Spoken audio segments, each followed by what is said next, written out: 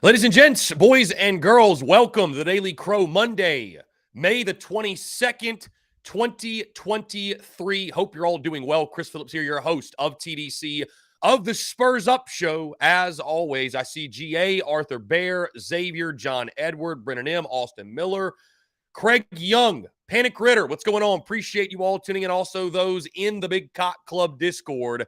Head over to the TDC Questions channel, to be sure that your questions are answered there. Guys, we've got a lot to get into, a lot to discuss on the most therapy Monday of the 2023 baseball season. More on that in just a second. Again, guys, thank you all so much for the continued love and support. I will tell you, okay, it's been a week. It's been exactly 1 week since we started the new TDC, running noon to 3 instead of noon to 2. And also since we started our new distribution of the podcast on iTunes, Spotify, Stitcher, Google Podcasts. Let me tell you all this.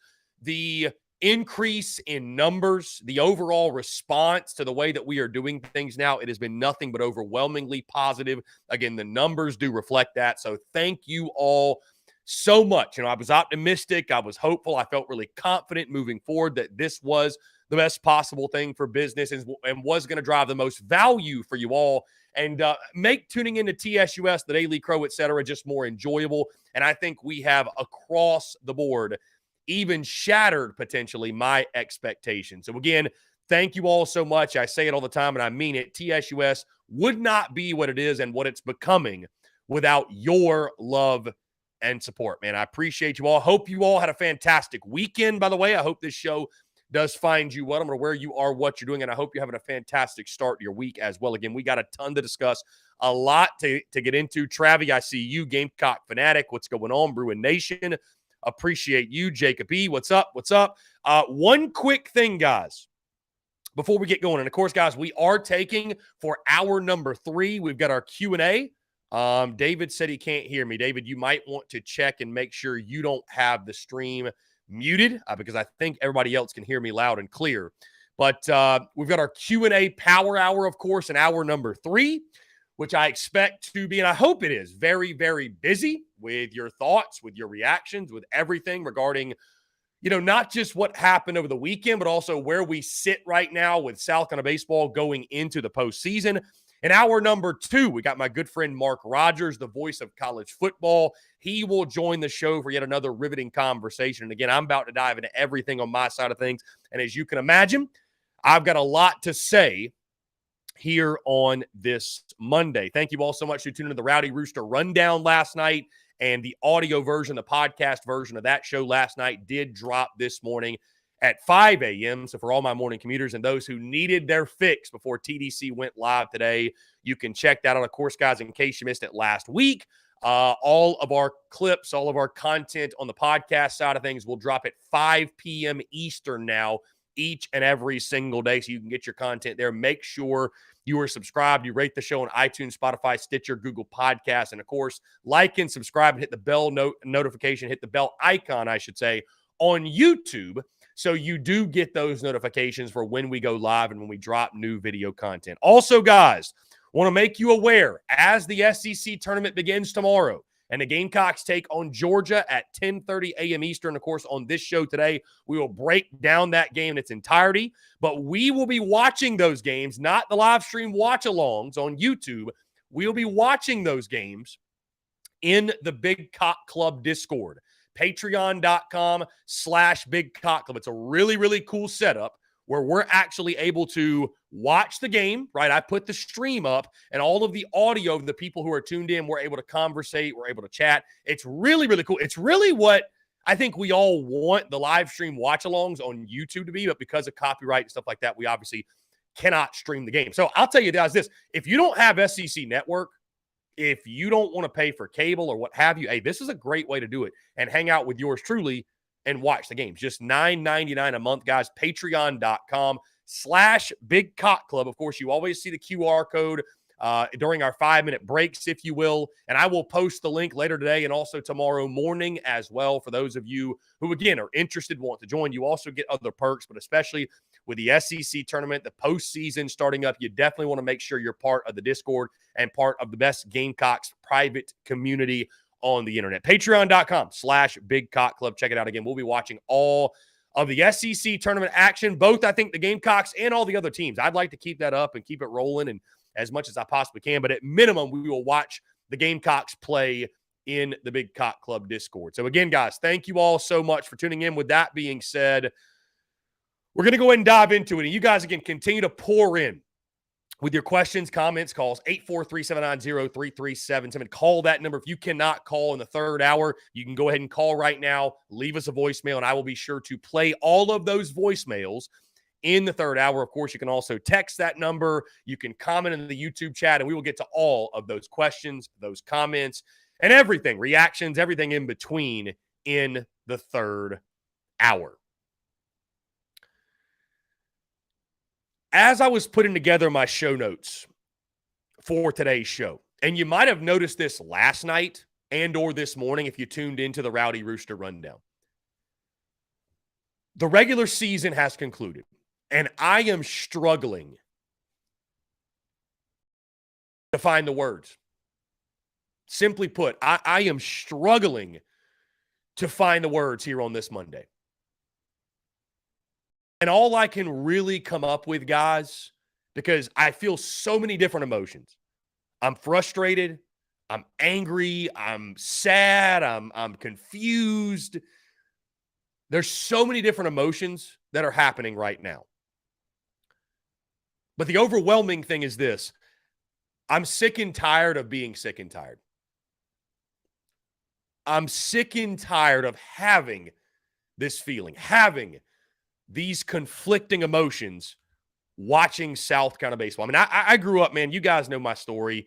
End of 02, beginning of 03, I was 11 or 12 years old, and that's when it really clicked for me what South Carolina athletics meant. And I was the baseball player, right? I was a baseball player before I was even a Gamecock fan, right? I was playing baseball when I was 5 years old, and I played baseball my entire life. And I remember growing up, and baseball was not televised, obviously, early 2000s, like nothing. We had no streaming, nothing like that. You had to follow online or listen to radio or whatever. But I remember my first time going to Sarge Fry Field, mid-2000s. I think it was 2006. My first time ever at Sarge.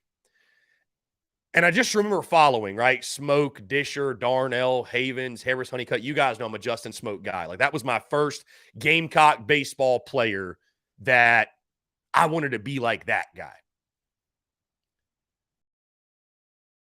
And I just remember, of course, we all do, following along. And the program that Ray Tanner built. South Carolina baseball was always pretty good, pretty solid. Ray Tanner took it to another level. Winning 40 games on a yearly basis, going to Omaha. I mean, hosting a regional was an afterthought. Being a top 25 team, afterthought, right? Being a regional host was expected. It took him a while to win those national championships. And I'll never forget, and my, oh my, how things have changed. I mean, I'll never forget after 09, South Carolina lost to East Carolina in that regional, right? Lost in the Greenville, North Carolina regional. And after the 09 season, people were questioning whether Ray Tanner still had it. Was he still the dude? Should the Gamecocks look a different direction and make a change? Well, we all know the rest is history, right? That didn't happen. Back-to-back national championships and nearly won a third. Then Ray Tanner decides to step down. Chad Holbrook takes over. And I'll never forget having my good friend Forrest Kumis on the airwaves, who of course started Game 1 of the 2011 College World Series final against the Florida Gators. You might recall, really, really good pitcher and a great dude. But I'll never forget talking to Forrest Kumis and asking him. He was actually one of the first guests in the history of the Spurs Up show. So shout out to Forrest for that. But talking to him, I said, did you ever see the downfall coming? Like what, or the quote unquote downfall with Chad Holbrook? And he said, absolutely not. You know, Chad was on those staffs, was on the staff during the back-to-back national titles. We expected we'd keep it going. And while Chad Holbrook did not have the success that a Ray Tanner did, isn't it funny looking back now and thinking to yourself, man, we may not have been winning national championships. We may not have been exactly where we wanted to be. But, guys, Chad Holbrook had 40 or more wins in 3 of his 5 seasons at Carolina. He only got 5 seasons. Had 40-plus wins in 3 of 5 seasons. He had no losing seasons. No losing seasons. The year that Chad Holbrook got fired, and I'm looking this up as we speak because I want to confirm, South Carolina finishes their 2023 season 38-17. 38-17. The 2017 season, Chad Holbrook's last, that team finished 35-25. 3 less wins. 3 less wins. And that team did not go to the postseason, but 3 less wins. And Chad Holbrook was fired.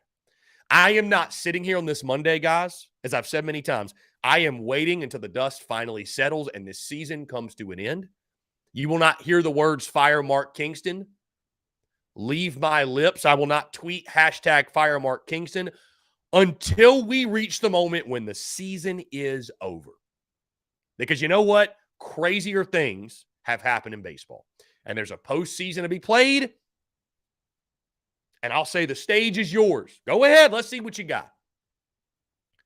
That being said, we all know which way this thing is trending, which way this thing is going. And I tell you this, guys, looking at some of the numbers, and you look at, like, looking at the numbers, looking at the record, and looking at where we sit right now. Looking at where we sit right now. It makes me think, you know what? Maybe this is our fault. Maybe this is my fault. Maybe this is our fault from the sense of this. Not in the sense of the Gamecocks winning and losing games. Stick with me for just a moment. What I mean is this. Did we get out ahead of our skis? Did we, you know, we've been longing for Omaha. We've been longing for success similar to what we saw under Ray Tanner for so long. And this is a fan base that is so hungry to return to that level of baseball. And so I don't blame myself necessarily. I don't blame the Gamecocks fan base for buying into the hype, for getting excited. You sweep UMass Lowell. You win your midweek. You beat Queens. You sweep Penn. Right? You didn't lose a game till March 3rd. And then after that, you won the next 2, and you took 2 of 3 from the arch rival. You're winning midweeks left and right. You're sweeping non-conference series. Then you get an SEC play. You travel to Athens. You win game 1 in a comeback fashion. You then win the next 2 in blowout fashion. 2 7-inning victories. You beat Georgia, who finished 11-19 in SEC play. You then, we see the first chink in the armor at that point. You lose in Charlotte, North Carolina to the Charlotte 49ers. No big deal, right? No big deal. Hey, midweek losses happen. Midweek losses happen. You then come back home and take on Missouri, a team that finished 10-20 in SEC play. At that time, they were ranked, but finished 10-20 in SEC play. You win an improbable game 1, a game you shouldn't have won, which leads you to a sweep on the home field. Hey, improbable game 1 win, 12-inning game 3 win. Very easily could have lost that series, but you don't. You sweep.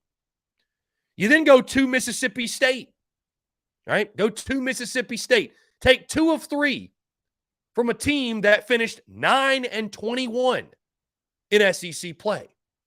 I think you guys see where I'm going with this. You beat North Carolina in the midweek. That one felt good, right? Truist Field has not been a kind place of the Gamecocks. You win that one. You're feeling good. Then here come the LSU Tigers. Hey, we're going to find out. We're going to find out what the Yardcocks are all about, right? Emphatic game 1 win, 13-5. You punish Paul Skeens. He gets knocked out of the ball game early because of the rain delay. Game 2, You got the Tigers on the ropes. You implode. You blow up. You lose 8-7. And game 3 doesn't happen. Game 3 doesn't happen. So you come out of that weekend. All right, hey, we would have won game 3, man. We're the best team in college baseball. Game 3 gets canceled. You go through the midweek, fine. You beat USC upstate. You then go to Nashville and take on Vandy. You win game 1 in emphatic fashion, 14-6. You then lose game 2 and 3, 8-5, 6-4. You know what? Losing to a top 5 team, 2 of 3 on the road in the SEC, that happens. No big deal, right? No big deal. You win in the midweek yet again. Then here comes Florida, the 3rd-ranked team in the country, and you sweep them, winning in 7 innings game 1, 5-2, 7-5. Florida, for whatever reason, hates Founders Park. Hates Founders Park. Can't play there. So that was your signature series of the season. Then the final 4 SEC series happen. You lose 2 of 3 to Auburn, unranked Auburn. You win in your midweek. You lose all 3 to Kentucky, an unranked Kentucky at that time. You then lose to North Florida. Here come the wheels starting to come off. You lose to North Florida in the midweek. You lose 2 of 3, hey, to a tough Arkansas team. I gave you a lot of credit after that. You then lose to Charlotte in the midweek. The wheels are officially off, and then this past weekend happens against Tennessee. My point being this. I can only speak for myself. I wish, looking back, as much fun as it was to buy into the hype of this ball club, I wish I would have kept a more level head. I really do. I wanted to believe that Mark Kingston had turned a corner. I wanted to believe that the addition of Monty Lee had fixed the offensive woes. I wanted to believe that the injury bug wasn't going to be as prevalent as it was a season ago and has been throughout the entire Kingston era. I wanted to believe that this team was different. But that's why the season's so long. Because anybody can get hot in a small pocket, and anybody can get cold. And it takes about 60 games to figure out who you really are. And guys, you know who the Yardcocks are? You know who the Yardcocks are? They're the same team as last year, plus Ethan Petrie. That's about the only difference. Ethan Petrie's hot streak and him playing out of his mind, it led South Carolina to that early season success. But this team so painfully has so many characteristics of what we've seen to this point in the Kingston era. Injuries, inconsistent offense, befuddling midweek losses. And when you look at the schedule, I just say, maybe we got out ahead of ourselves. Maybe this team, and I know this will be a very unpopular take, because at one point this team was 34-6.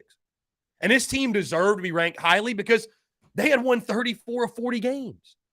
But I look back and I'm like, was South Carolina actually that good? Or were they picking on some not very good baseball teams? Were they sweeping some not very good baseball teams? Because, guys, in case you missed it, Carolina went 4-5-1 in SEC series this season. Something that blew my mind right before we jumped on the air. Our good friend Brendan M. in the Big Cock Club Discord pointed this out to me. Shout out to Brendan. South Carolina won the same amount of SEC series this year as they did last year. I mean, that's a mind-blowing thing. I then get on social media. Shout out to Bruin Nation, by the way, who I know is tuned in. He points out some statistics that are very bothersome. Very bothersome. I had not taken a moment to sit down and look at the statistics. But get this. South Carolina, when you look at the offensive numbers, the Yardcocks finished with 526 strikeouts. No other SEC team finished with more than 500.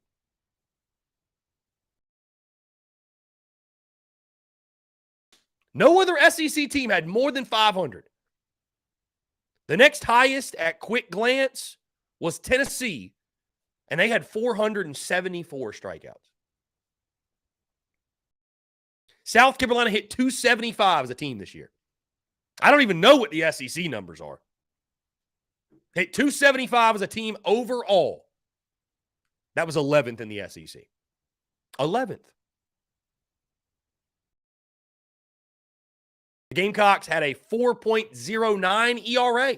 That was good enough for third in the SEC. If I would have been able, and I'm going to give myself some grace, but I just think back. If I would have been able to keep the level head, stick with what my thoughts about this ball club were before the season ever started. Hey, team that's going to be inconsistent and struggle hitting. They're going to be elite on the mound. They're going to win a lot of games because they can pitch. I had 34-22, 15-15 in SEC play. I was pretty damn close. All things considered, I was pretty damn close.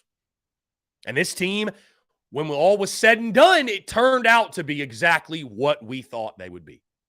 Mark Kingston turning out to be exactly what we thought of him at the end of last year. And it just feels as if maybe the standard's been lost at Carolina, guys. I don't know. I don't know.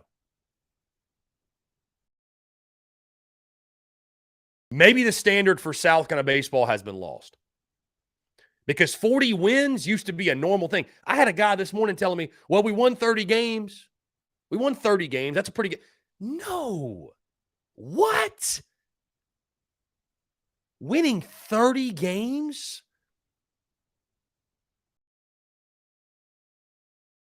Winning 30 games, man. That's no. 40 is the gold standard at Carolina. 40 wins. And so when you look at this season and the epic collapse, I don't give a damn who gets upset about it. It's the reality, man. And I said this last night, and I'll say it again. I don't want to be Debbie Downer. I really don't. Like, I had to give myself, guys, a pep talk before we hit the live button because I just feel I hate leading with so much negative emotion because I'm a very positive, optimistic, happy person in real life.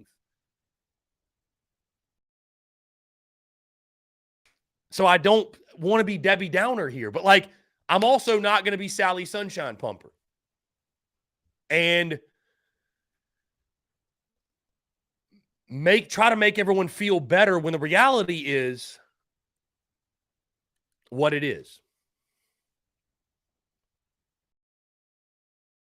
This program's lost, man. And the D1 baseball rankings this morning were just another gut punch. In case you missed it, South Carolina, not even ranked in the latest top 25. What's so unfortunate is I agree.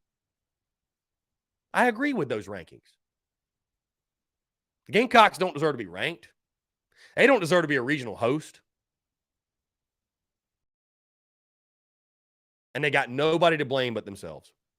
This is a team that had the world was their oyster at 34-6. Full control. Top 8 national seed was everything. You didn't even have to win out. You just had to not tank. You had to not collapse. And you couldn't even do that. All you had to do was play average baseball. You didn't have to play great. You didn't have to play like the best team in college baseball for 4 more weeks. But in 28 days, Carolina somehow, Mark Kingston's ball club, found a way to go from number 3 in the country to not even ranked.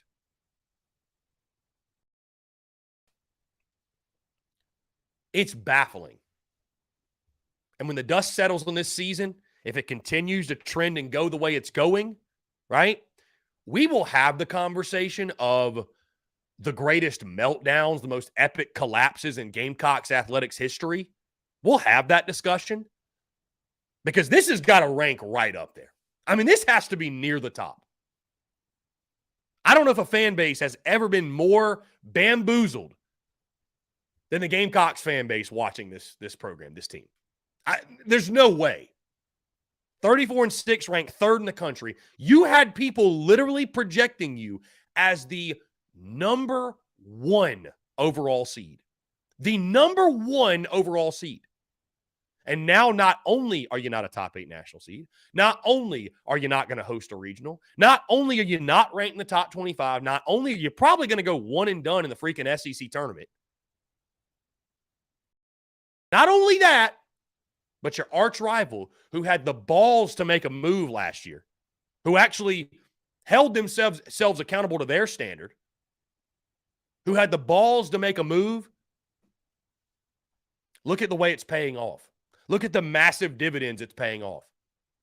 And, it's not a guarantee that he's going to lead them. Eric Backus will lead Clemson baseball to the glory day or, to the promised land, and they're going to be all of a sudden like a top-tier elite program. But I tell you what, in this small sample size and this short sample size, man,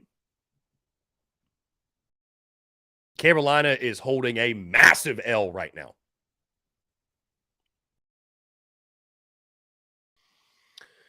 I'm just sick and tired of being sick and tired, guys. I mean, that's it. I'm sick and tired of being sick and tired. I'm sick and tired of the same old song and dance. I'm sick and tired of I mentioned this last week, but I had somebody tell me that Mark Kingston is the Will Muschamp of baseball, and I just can't unsee it. Injuries, inconsistent offense, and mind-blowing quotes in press conferences. Mind-blowing. Just mind-blowing. Like, I get being positive. I understand that, we can talk about things a certain way. And I really, really feel for those guys in the locker room. Because they're fighting their guts off. They're fighting their guts out. They're doing everything they can. But something's not clicking, man. Something isn't clicking. And again, I'm going to bite my tongue as hard as I possibly can until the season finally concludes, because I just want to see it play out. I want to see it play out without this fire Mark Kingston thing hanging over. I just want to see it play out.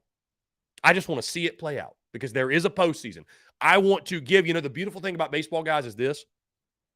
No matter the advantage or deficit, you have to give the other man a chance, right?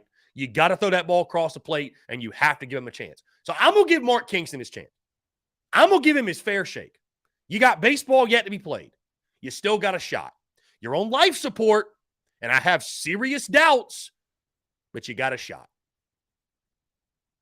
And call me a bad fan. I don't really give a shit. Say whatever you want, bro. I'm done with this team. Done giving this team any credit whatsoever, giving them any benefit of the doubt. I am done. If you were coming to this show looking for, man, well, maybe Chris will make me feel better about here's why we should be optimistic going into the postseason. To hell with that.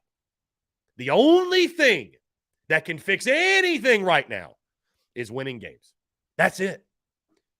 And I have been as positive as possible, right? I've wanted to believe.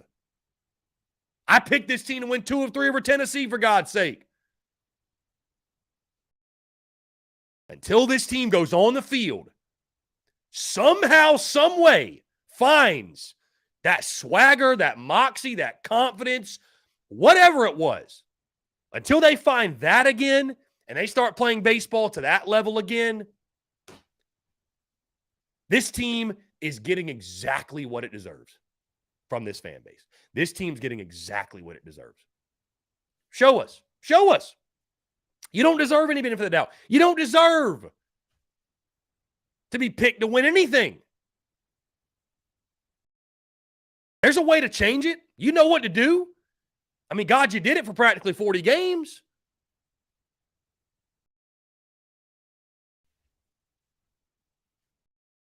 And the fact that we've reached this point with Gamecocks baseball, would I have felt good going into Hoover even if the season had finished up on a positive note? Not really. More on that in a second as we break down tomorrow's game. But the fact that we've reached this point, the fact that we're even having this conversation to this level, to this degree, having to run back through the numbers and just, we just feel defeated. Down and out. I don't want to watch another baseball game. At this point, that's what it's turned into. It's turned back into that. The same thing it was last year. And that's sad, man. That's really sad. And I tell you this, if this thing keeps going the way it's going, I swear to God, if I see one D1 baseball guy defending Mark Kingston, because those dudes, and I like those dudes a lot, but man, they have given South kind of fans more hell than anybody about expectations and unfair expectations. Bro, get the F out of here with that nonsense. Get out of here with it. Get out of here with it. I think this fan base has been very patient, all things considering. I really do. And like I said, man, I'm just sick and tired of being sick and tired, man. I'm sick and tired of the same old song and dance. I have the feeling of a fan of a team who I got the rug pulled out from under me. And I'm sure we all have this feeling or a very similar feeling here on this Monday. And all we can do, we've all got hope. That small glimmer of hope is what keeps us tuning back in. Our garnet and black blood pumping through our veins. But unfortunately, that hope at this point is overshadowed by massive, massive amounts of doubt and anger and frustration. And I can't blame you because I'm right there with you. Guys, that being said, let's jump into our first break of the day. On the other side, I want to continue to keep the convo going as we continue to talk South Carolina baseball. Gamecocks taking on Georgia. We'll dive into that and more here in just a second. You're tuned in to the Daily Crow. Attention all Gamecock seafood lovers. Are you tired of searching for the freshest seafood in town? Look no further than the Carolina Fish Market, your go-to destination for the finest and most flavorful seafood in the Carolinas and beyond. Introducing the new Carolina Seafood Subscription Box, a culinary delight delivered right to your doorstep. Each month, you'll receive a carefully curated selection of fresh local seafood sourced directly from the waters of the Carolinas and beyond. From succulent shrimp to mouth-watering grouper to flounder or tuna and everything in between, their subscription box brings the ocean's bounty straight to your Gamecock kitchen. What sets the Carolina Fish Market apart is their commitment to quality and sustainability. They work closely with local fishermen and women who use responsible fishing practices, ensuring that every bite you take supports both your taste buds and our precious marine ecosystems. They've even won Best Seafood 5 out of the last 8 years. But that's not all. They're offering free shipping to all TSUS listeners on every Carolina Seafood subscription box, making it even easier for you to indulge in the flavors of the coast. Experience the convenience and joy of having fresh seafood delivered right to your door without any of the hassle. Don't miss on this incredible opportunity to elevate your culinary adventures with the Carolina Fish Market's Carolina Seafood Subscription Box. Join the seafood enthusiasts across the nation who are savoring the taste of the Carolinas, one delectable bite at a time, and just in time for Father's Day. Visit their website today at carolinafishmarket.com. That's carolinafishmarket.com, and embark on a seafood journey like no other. Freshness, flavor, and convenience await you. Order your Carolina Seafood subscription box now and use the promo code SPURSUP, that's SPURSUP, for $10 off your first purchase. Again, that's promo code SPURSUP, SPURSUP, for $10 off your first purchase. The Carolina Fish Market, where taste meets the ocean.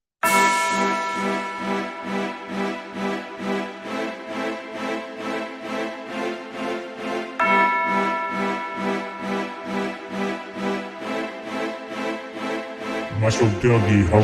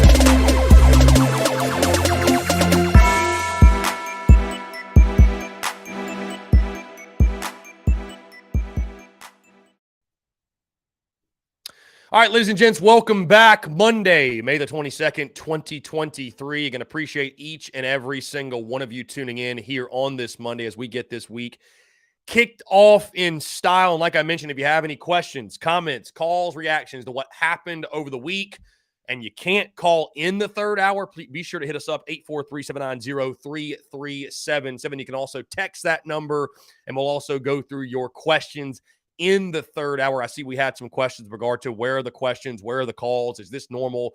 Yes, our new format in hour number one, I will take time to address the topics that I want to discuss. Hour number two, we will have our special guest. And hour number three is our power hour, and we'll take all of your questions, comments, calls, like I just mentioned. So anyways, go ahead and fill the chat line. Go ahead and fill the YouTube comments, the 843-790-3377 number.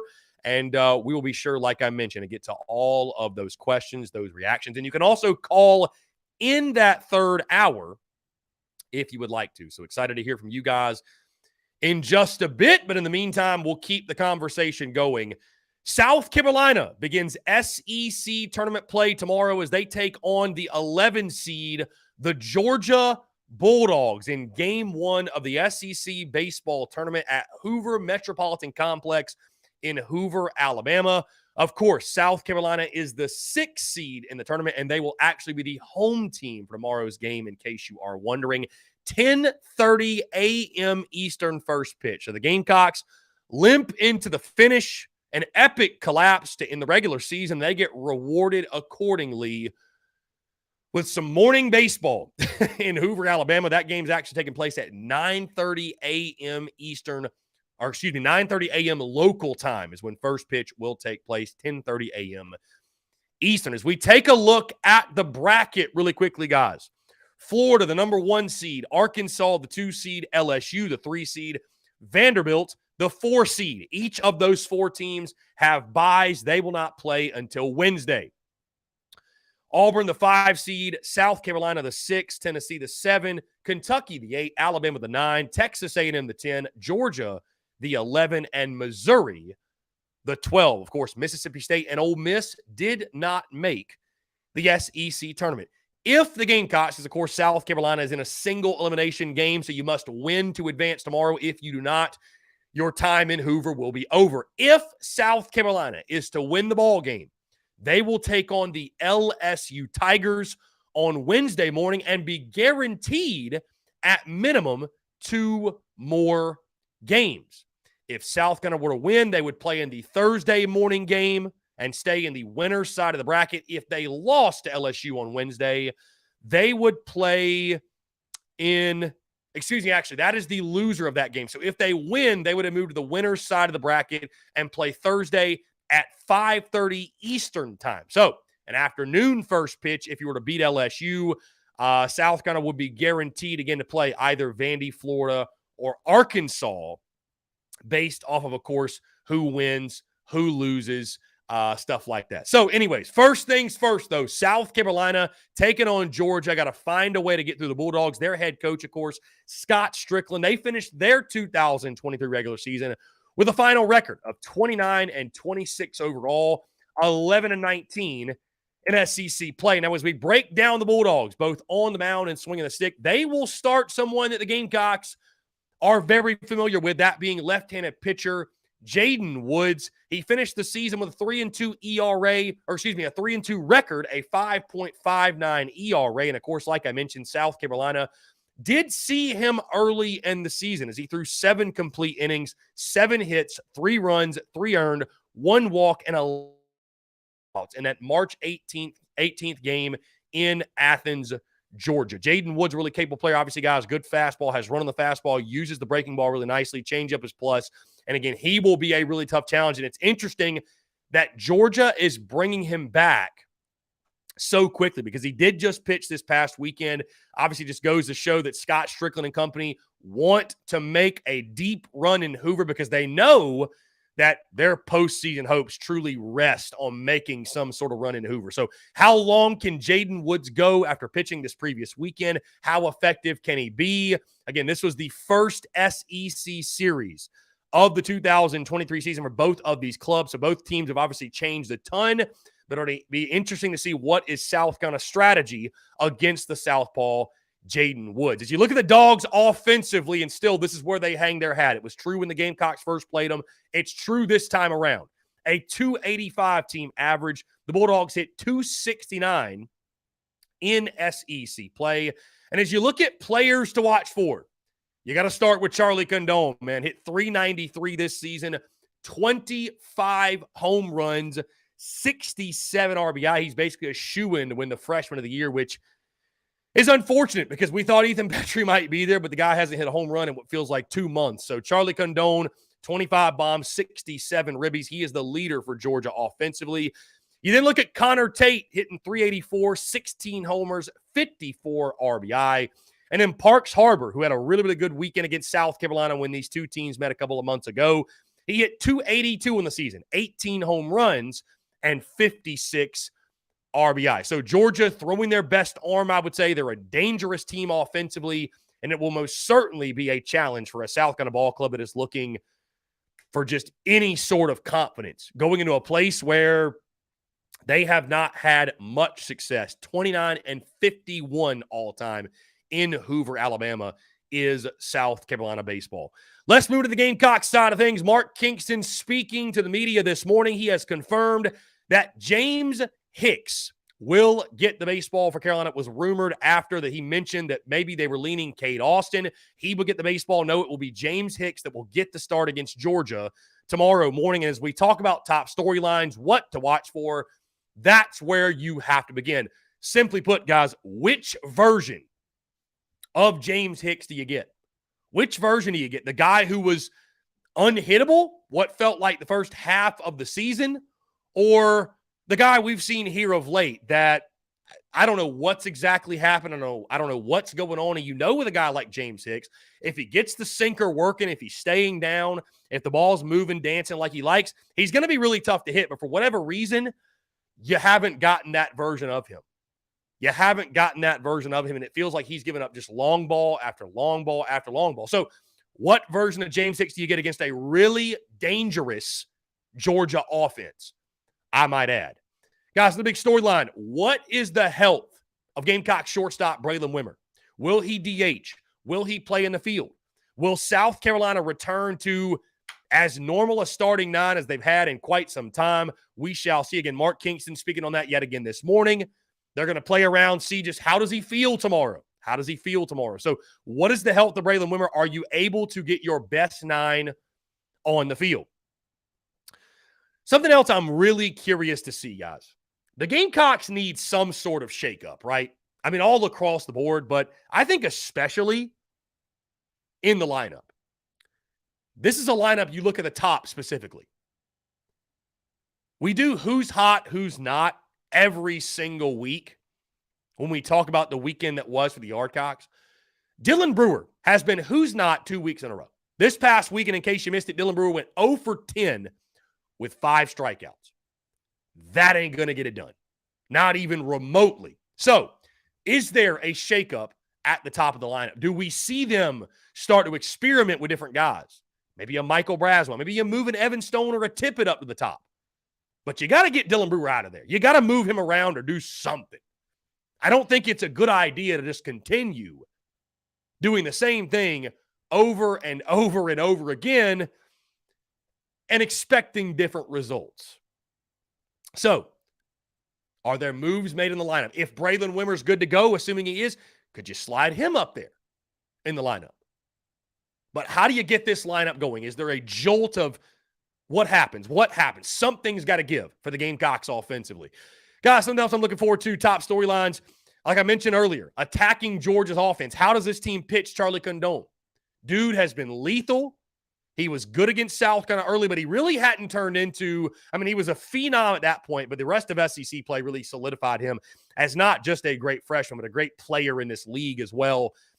How do the Gamecocks pitch him? You know, you want to attack, you want to go after guys, but you also have to be strategic. And you also know this is a winner-take-all game. This is a winner-take-all game. There is no tomorrow if you lose. So How does South Carolina go after a Georgia offense that, again, hit 285 as a team, 269 in SEC play? Pretty solid offensive numbers. They're going to swing the stick. They're going to hit. They're going to hit. And they're going to take advantage of mistakes. So how does South Carolina attack it from a pitching standpoint, right? You don't want to burn all your arms, but like I mentioned, you got to throw your best. You got to throw your best. James Hicks gets the start. When do we see, if we see Chris Veach, about Cade Austin? I mean, God, do you go with like an Eli Jones? Like, how do they manage the pitching staff? Guys, something else I know we're all looking for. And another storyline in this one. It comes back to this team. And I know we want to talk about offense, defense, but the intangibles and where this team is mentally. Because, listen, I loved what Jack Mahoney said. I loved what Mahoney said after the games on Saturday. You know, Jack Mahoney pitched his tail off yet again. And he said, quote, "We're going to be fine. We're a really good baseball team. We're going to get hot at the right time. It's about getting into the postseason, getting hot at the right time." All of that is great. All of those comments are fantastic. But it's very easy to say it. It is much more difficult to do it. Does this Carolina team have any semblance of fire left? Is this team able to dig down deep and find something, or is the story written? Because, you know, on one hand, you could say, oh, man, this team, they're going to click. They got their backs against the wall. They're going to fight over, they're going to be resilient and fight adversity. You've had 4 weeks to do that. So is it mental at this point? I gave a lot of credit to last week. Oh, man, it's just mental. Once we snap out of it, we'll be fine. Is it mental? Or is this team just not a very good team anymore? I know that seems crazy, but is there any spark left? Do we see any semblance? Right? You think about the last time the Gamecocks took on Georgia when Jaden Woods was on the mound and just that series as a whole. That's kind of when the quote-unquote magic began. You know, down late in that ball game, Michael Braswell comes up, hits the double, and you win a 1-run game, and it set the tone for that weekend. South Carolina needs something like that to happen again. Is there any semblance of that fight, that fire, that tenacity? Is there any of that left over? Is there any of that the Gamecocks can find? And guys, my final top storyline and what I'm looking forward to is the Gamecocks' history in Hoover. Like I mentioned, 29-51 all time in Hoover, Alabama. And why that's so stunning is more so, I think, you look at the year-by-year results. Even when Carolina had their best teams, they didn't fare well in Hoover. Even when they had their national championship caliber teams, they were not one and done, but typically they were 3 games and out of there. They might win a game, but they were out of there. So is South Carolina able to go into a house of horrors, which if you look at the ballpark and you understand the dynamic of that, like you kind of understand why the Gamecocks haven't played well there, because South Carolina has always been built for power. That's a really, really big ballpark. That is not a ballpark built for teams that hit home runs and strike out a lot. Like, if you can't manufacture runs, you can't work gap to gap, you can't get a bunt down, you can't get a guy over, you can't be productive. And, oh, by the way, it's the SEC tournament, so you're facing the best of the best on the bump. But if you can't do those things and you can't manufacture runs, Hoover's not the place for you. It's just not. And I think so that's why, because again, even when Carolina, and I know 10 and 11, there was much less of that, right? There was a lot of productivity, but I'm just making the point that over the history, I think it makes sense why South Carolina has struggled there, but it also doesn't. It also just flat out doesn't. Like, it doesn't make sense that Carolina has never been able to get hot and make any sort of run in the SEC tournament. Guys, let's move to my key player for tomorrow's game. And I actually just mentioned him a little bit earlier, but it's not James Hicks. There's a lot of things that need to click. There's a lot of things that need to get fixed. But I do expect this to be a relatively close game because Georgia's not a great ball club. They're not a great ball club, as reflected by their record. And I think you're going to see this be a really competitive ball game, similar to what we saw in the first series of the year. And so it could very well come down to your bullpen and who relieves James Hicks. How much are you going to get out of James Hicks? Can he go 5-6 innings? Are you only going to get 3 or 4 innings? And so a guy like Cade Austin, I expect him to probably be the first guy out of the bullpen. And being able to either hold on to a lead or keep South Carolina in the ball game is going to be massively important. When it comes to key players in the lineup, guys, you could go down the lineup of different guys. I mean, Cole Messina is the low-hanging fruit because he is the leader, the heart and soul of this team, heart and soul of this ball club. But I just look at Cade Austin. He's going to get the baseball tomorrow, most likely. And it's probably going to be a close game when he comes in. We've seen Cade Austin pitch well. We've seen him hold leads. We've seen him, do great things for the Gamecocks this season. We've also seen him blow games. We've also seen him be abysmal, especially of late. So Cade Austin's a guy you're going to have to lean on. Again, he's probably going to be your first arm out of the pen. Going to be vital you get the best version of Cade Austin against Georgia. Which brings me to my prediction. South Carolina taking on the 11 seed, the Georgia Bulldogs. Is there any hope for the Gamecocks? Is there any reason for optimism? It's weird to not feel any more confident than we do right now when you factor in that we are taking on a team that we swept. South Carolina literally swept this team. But this Gamecocks ball club is such a different version of itself than it was at that point. I don't feel like that gives me any semblance of confidence going into this one.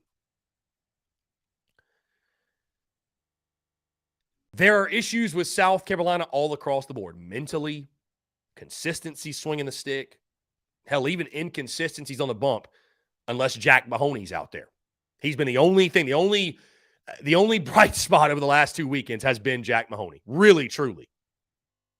And Nick Proctor. He might actually be first out of the pen as well. Nick Proctor's been very, very good over the last month or so. So let's make sure we give him his just due. But there are so many issues and so many moving parts with South Carolina. Then you factor in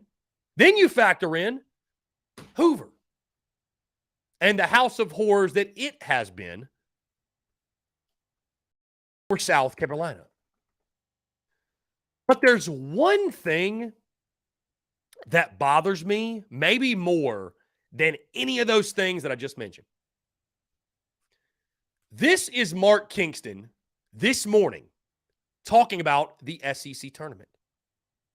Quote, you got to thread the needle on it. You've got to try to make sure that by next week we're healthy in all the spots we need to be healthy, especially with the key guys that have been a big part of when we're our best, Kingston said about the injuries. Quote, but you also want to play to win the game. As Herm Edwards says, you play to win the game. So we're going to play to win the games and just try to do the best we can and win the game, but also make sure the guys are 100% for next week. Now, this is just one quote. So I don't want you to think, oh, you're reading too far into this. Mark Kingston has talked about, he said this over and over and over again, it seems. And also over the years, he's said these things. I don't think Mark Kingston gives a shit about winning in Hoover. I really don't. I don't think he gives a damn about winning in Hoover. He's going to throw James Hicks out there, but the second that Carolina gets down or, the game starts going not the way we'd like, punt. He's going to punt. He's flat out going to punt. We saw it in 2021 when C.J. Wines got the baseball. Last year I thought, hey, at least they left Will Sanders out there, gave it a shot. Why not? Because they knew they had to win the SEC tournament. They just knew they did. So what do you have to lose? But Kingston knows this team's going to the postseason, and for whatever reason, he seems convinced that his ball club's done enough to host. God forbid. I don't have any clue why he thinks that, but he seems to think that. And so I really question the approach. I know the SEC tournament isn't the end-all, be-all, right? It doesn't necessarily, quote-unquote, matter. But for a team like South Carolina who struggled and collapsed down the stretch, yeah, I think winning a couple of games in Hoover matters. I think winning a couple of games to get off the schneid and just have anything to feel good about, I think that matters.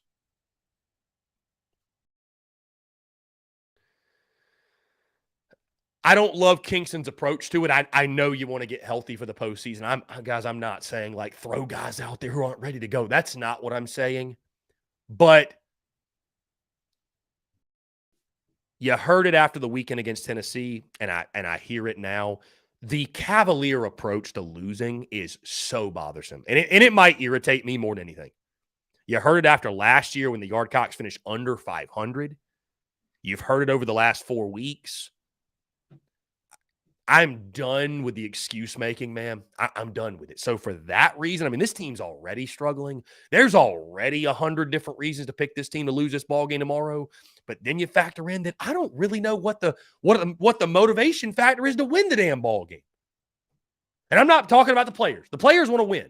But when you're so just carefree going into it, well, you know, we're just gearing up for the postseason, the NCAA tournament, because that's what matters. You know what? Give me the team in Georgia that is selling out to win this ball game, that is throwing their ace. Give me that team over whatever the hell it is that South Carolina is currently doing under Mark Kingston. With that being said, lock me in, guys. I got Bulldogs 7, South Carolina 3. Again, I think it's a close game for a while. I think these two teams are, unfortunately, at this point, I'd say they're probably on equal footing. I know that Georgia didn't finish as well as Carolina in the SEC, but I got no reason to believe South Carolina's not, they're in no way above the Bulldogs. In no way. In no way are they. So I think Georgia with Jaden Woods, I think he'll pitch well yet again, had double-digit strikeouts in his first outing against South Carolina. I think the big question is just how long can he go? But I think Jaden Woods will most likely stifle South Carolina offensively. I think James Hicks will give you a quality start. Again, how long can he go? We shall see. But I think Georgia will pull away. I think the Gamecocks struggles continue. And in Hoover, guys, I mean, why would you give this program the benefit of the doubt in Hoover?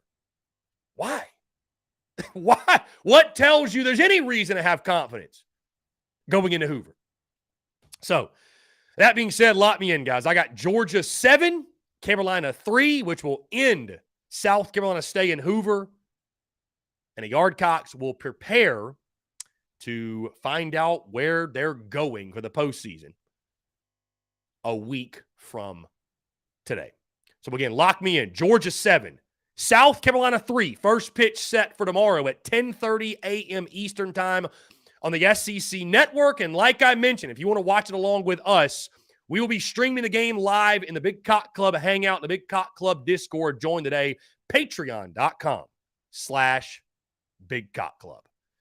That being said, guys, let's jump into the break. On to the side, we're going to go ahead and get into our conversation with Mark Rogers, the voice of college football. Very excited to dive into South Carolina, SEC, and national college football talk with one of the best in the business. Again, guys, appreciate you all tuning in. More on the other side. You're tuned in to the Daily Crow.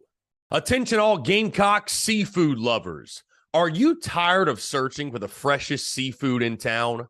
Look no further than the Carolina Fish Market, your go-to destination for the finest and most flavorful seafood in the Carolinas and beyond. Introducing the new Carolina Seafood Subscription Box, a culinary delight delivered right to your doorstep. Each month, you'll receive a carefully curated selection of fresh local seafood sourced directly from the waters of the Carolinas and beyond. From succulent shrimp to mouth-watering grouper to flounder or tuna and everything in between, their subscription box brings the ocean's bounty straight to your Gamecock kitchen. What sets the Carolina Fish Market apart is their commitment to quality and sustainability. They work closely with local fishermen and women who use responsible fishing practices, ensuring that every bite you take supports both your taste buds and our precious marine ecosystems. They've even won Best Seafood 5 out of the last 8 years. But that's not all. They're offering free shipping to all TSUS listeners on every Carolina Seafood subscription box, making it even easier for you to indulge in the flavors of the coast. Experience the convenience and joy of having fresh seafood delivered right to your door without any of the hassle. Don't miss on this incredible opportunity to elevate your culinary adventures with the Carolina Fish Market's Carolina Seafood Subscription Box. Join the seafood enthusiasts across the nation who are savoring the taste of the Carolinas, one delectable bite at a time, and just in time for Father's Day. Visit their website today at carolinafishmarket.com. That's carolinafishmarket.com, and embark on a seafood journey like no other. Freshness, flavor, and convenience await you. Order your Carolina Seafood Subscription Box now and use the promo code SPURSUP, that's SPURSUP, for $10 off your first purchase. Again, that's promo code SPURSUP, SPURSUP, for $10 off your first purchase. The Carolina Fish Market, where taste meets the ocean.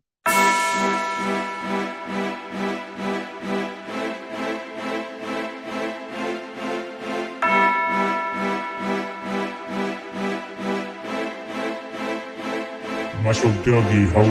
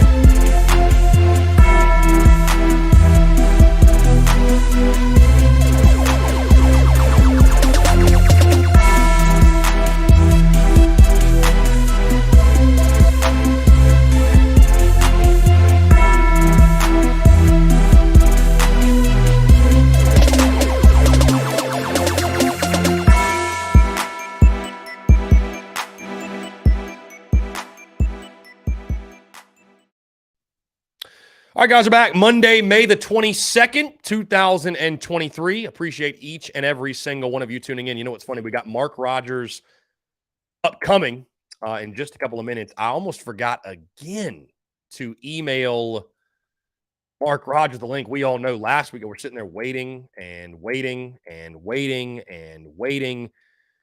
I realized I texted him the link, and Mark Rogers is an email type. He will be joining us. I think he'll join us early because normally, guys, I have enough convo, or we have enough topics, if you will, to take us into about 1:15 or so. Really wanted to spend time just talking baseball today, so we finished up actually a little bit early. So again, I appreciate each and every single one of you tuning in. Mark Rogers is going to join us here in just a second. I will say this just on a quick side, and I was listening to that SEC podcast, Michael Bratton's conversation with Josh Pate, and also saw the Pat McAfee deal that he just signed.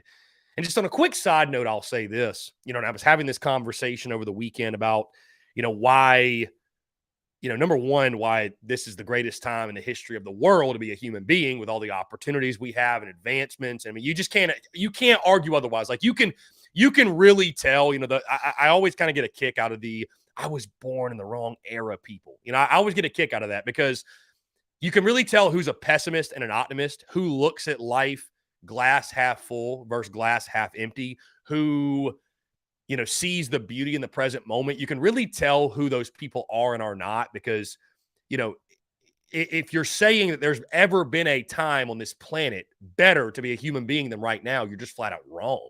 You're just wrong when you look across the board. And so again, listening to Josh Pate and seeing what he's built and looking at Pat McAfee as well, signing a huge deal with ESPN. I mean, it just made me think, guys, on that note, like there has never been a better time in the history of the world to be a content creator, to be someone who wants to talk sports for a living or do whatever to create your own business. Like there's never been a better time, right? Think about before social media, you had to go get a 4-year degree and be a big J journo and get a communications degree and start at the bottom of the totem pole and go cover middle school volleyball in the middle of Mississippi somewhere and get paid $25,000 a year, if that. And you just had to do it. You didn't have a choice. You didn't have a choice. But now you do. Now you can start your own entity. You can go on a social media. And if you're good enough, you can build it into something where you can monetize it. You can do it full time. You can do it for a living. You can quit your 9 to 5. You can quit your day job. You don't have to do anything anybody tells you have to do. You can do whatever you want. Like we have that opportunity now. And it's such a blessing. And I think, I see so many young creators, whether it be in the Gamecock space or not, that are focused on the wrong things and are allocating their energy in such incorrect ways. Losers hate winners. That's flat out. I know that. I expect that, and I embrace that. That's across the board, man. Losers hate winners. Losers talk about winners. Talk shit about winners. Winners focus on winning. That's it. That's it. And there's so many young, talented creators out there that would rather be miserable and talk shit about winners than focus on winning themselves and doing the things necessary to win. And it's a shame because there's a lot of talented creators out there, both in the Gamecock space and outside it. But instead of focusing on creating content, for example, putting value in the universe, they'd rather focus on the wrong things. And so it's just a great time, though, that we live in. Like, you can do anything you want. Don't let anybody tell you differently. If you're willing to take the blows, especially early, and if you're willing to take on a day one mindset and a 1% mindset where you're just trying to get better by 1% each and every single day, and if you put in those 10,000 iterations and those 10,000 hours, guys, I think you'll be really happy where you end up. There's no guarantees. There's no guarantees in life. That's why with being an entrepreneur, there is risk. While being a content creator, there's risk. And early on, hey, your buddies are going to call you stupid. Your buddies are going to say you're ridiculous for having this, what you want to do, a podcast talking sports? Like, you're foolish. You're unrealistic. And it's crazy until it isn't. It's crazy till it isn't. So, whether you do it part-time, some of the time, full-time, whatever aspirations you have, you're a content creator out there, no matter the team, no matter the space you're in, man, no matter the sport. Just make sure to keep the main thing, and keep your eyes, your sights set on what's important. It's very easy on social media, right? Especially Twitter, to fall victim to the silliness, the foolishness, the stuff that doesn't matter. But it's just really cool to see guys, again, like Josh Pate, like Pat McAfee, and honestly, like the journey that we've been on, to go from literally zero to what, 36,000 right now, I believe. 36, almost 37,000 on Twitter, almost 30,000 on Instagram, over 41,000 on Facebook, almost 20,000 on TikTok. 50+ thousand monthly downloads on a podcast.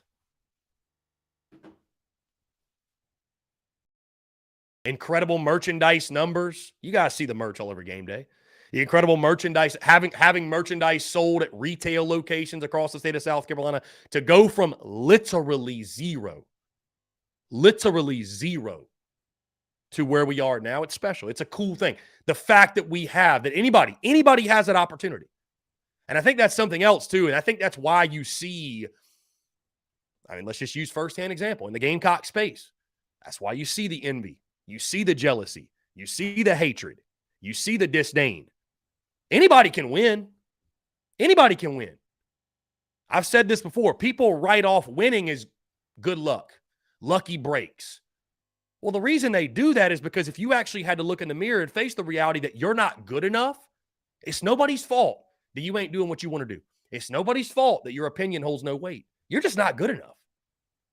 Nobody gives a shit what you have to say. You're not good enough. Right now, you're not. You can change. You can reinvent yourself. You can evolve. You can grow. You can get better. But most unfortunately, and that's what I'm kind of saying as a whole, these young creators, these young content creators, there's a lot to have potential out there.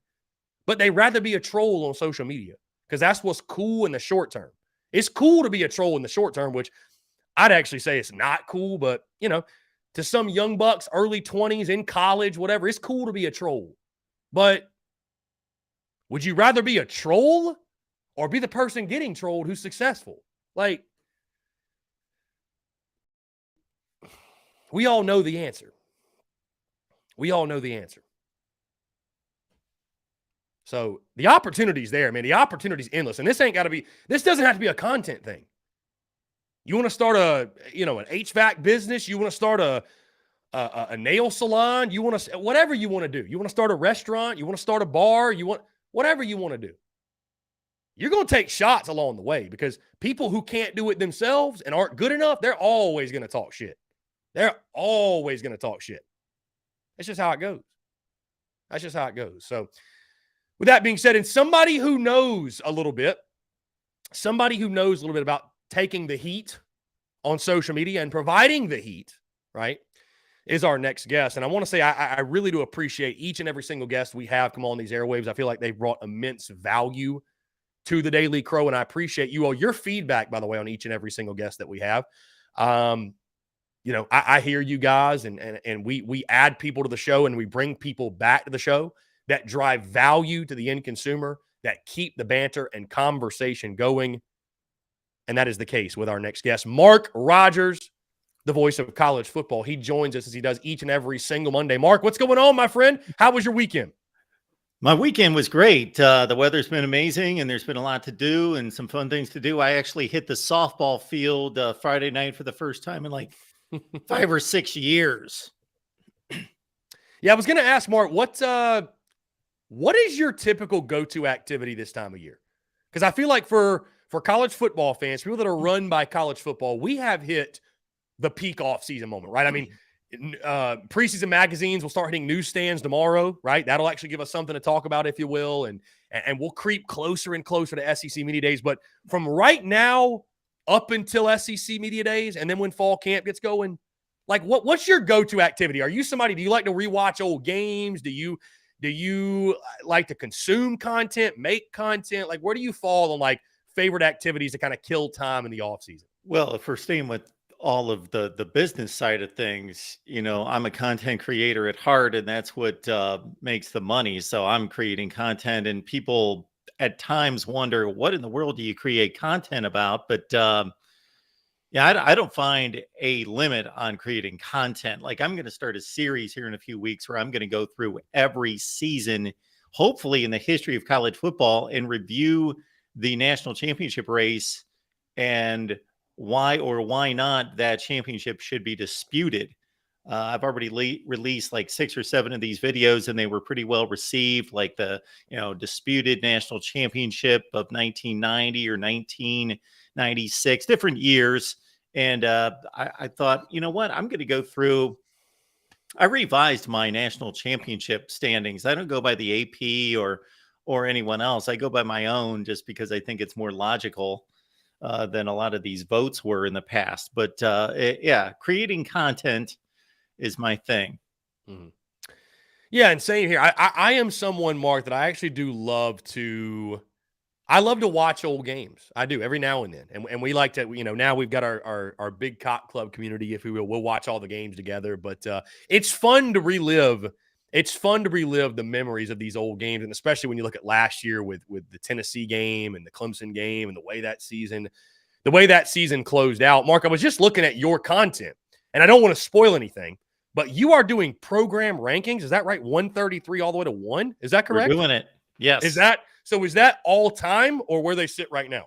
No. So I'm glad that you clarified that, because we're going to separate these two series by like 4 to 6 weeks, so we can kind of have this clear in people's minds, because they often get confused. Even though I stayed at the top of these videos, I'm like, this is a right now in the moment program ranking. And this is also not to be confused with like a team ranking, like my top 25 for 2023. This has a lot to do with the 2022 season, and then how that projects with gains and losses into 23. But it has more to do with your head coach, your facilities, your recruiting, your brand, your tradition. What is the state of your program currently? Good example here. How many teams across America, programs could we name across America that I would consider not to be as good as Texas A&M? But they had a better season last year. They didn't go 5-7. They're better than 5-7. But I'd still say Texas A&M's better program than Minnesota or Illinois, for example. That's interesting. So not to spoil it, what range would you put the Gamecocks in when it comes to all-time programs? Again, not to spoil it, not to spoil it, but I mean, so I've released up to number 50. They have yet to show up, so they're in the top 50. I'm going to release 50 through 25, and then the top 25.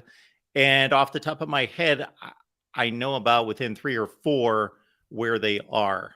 So they're safely within the top 50. Okay.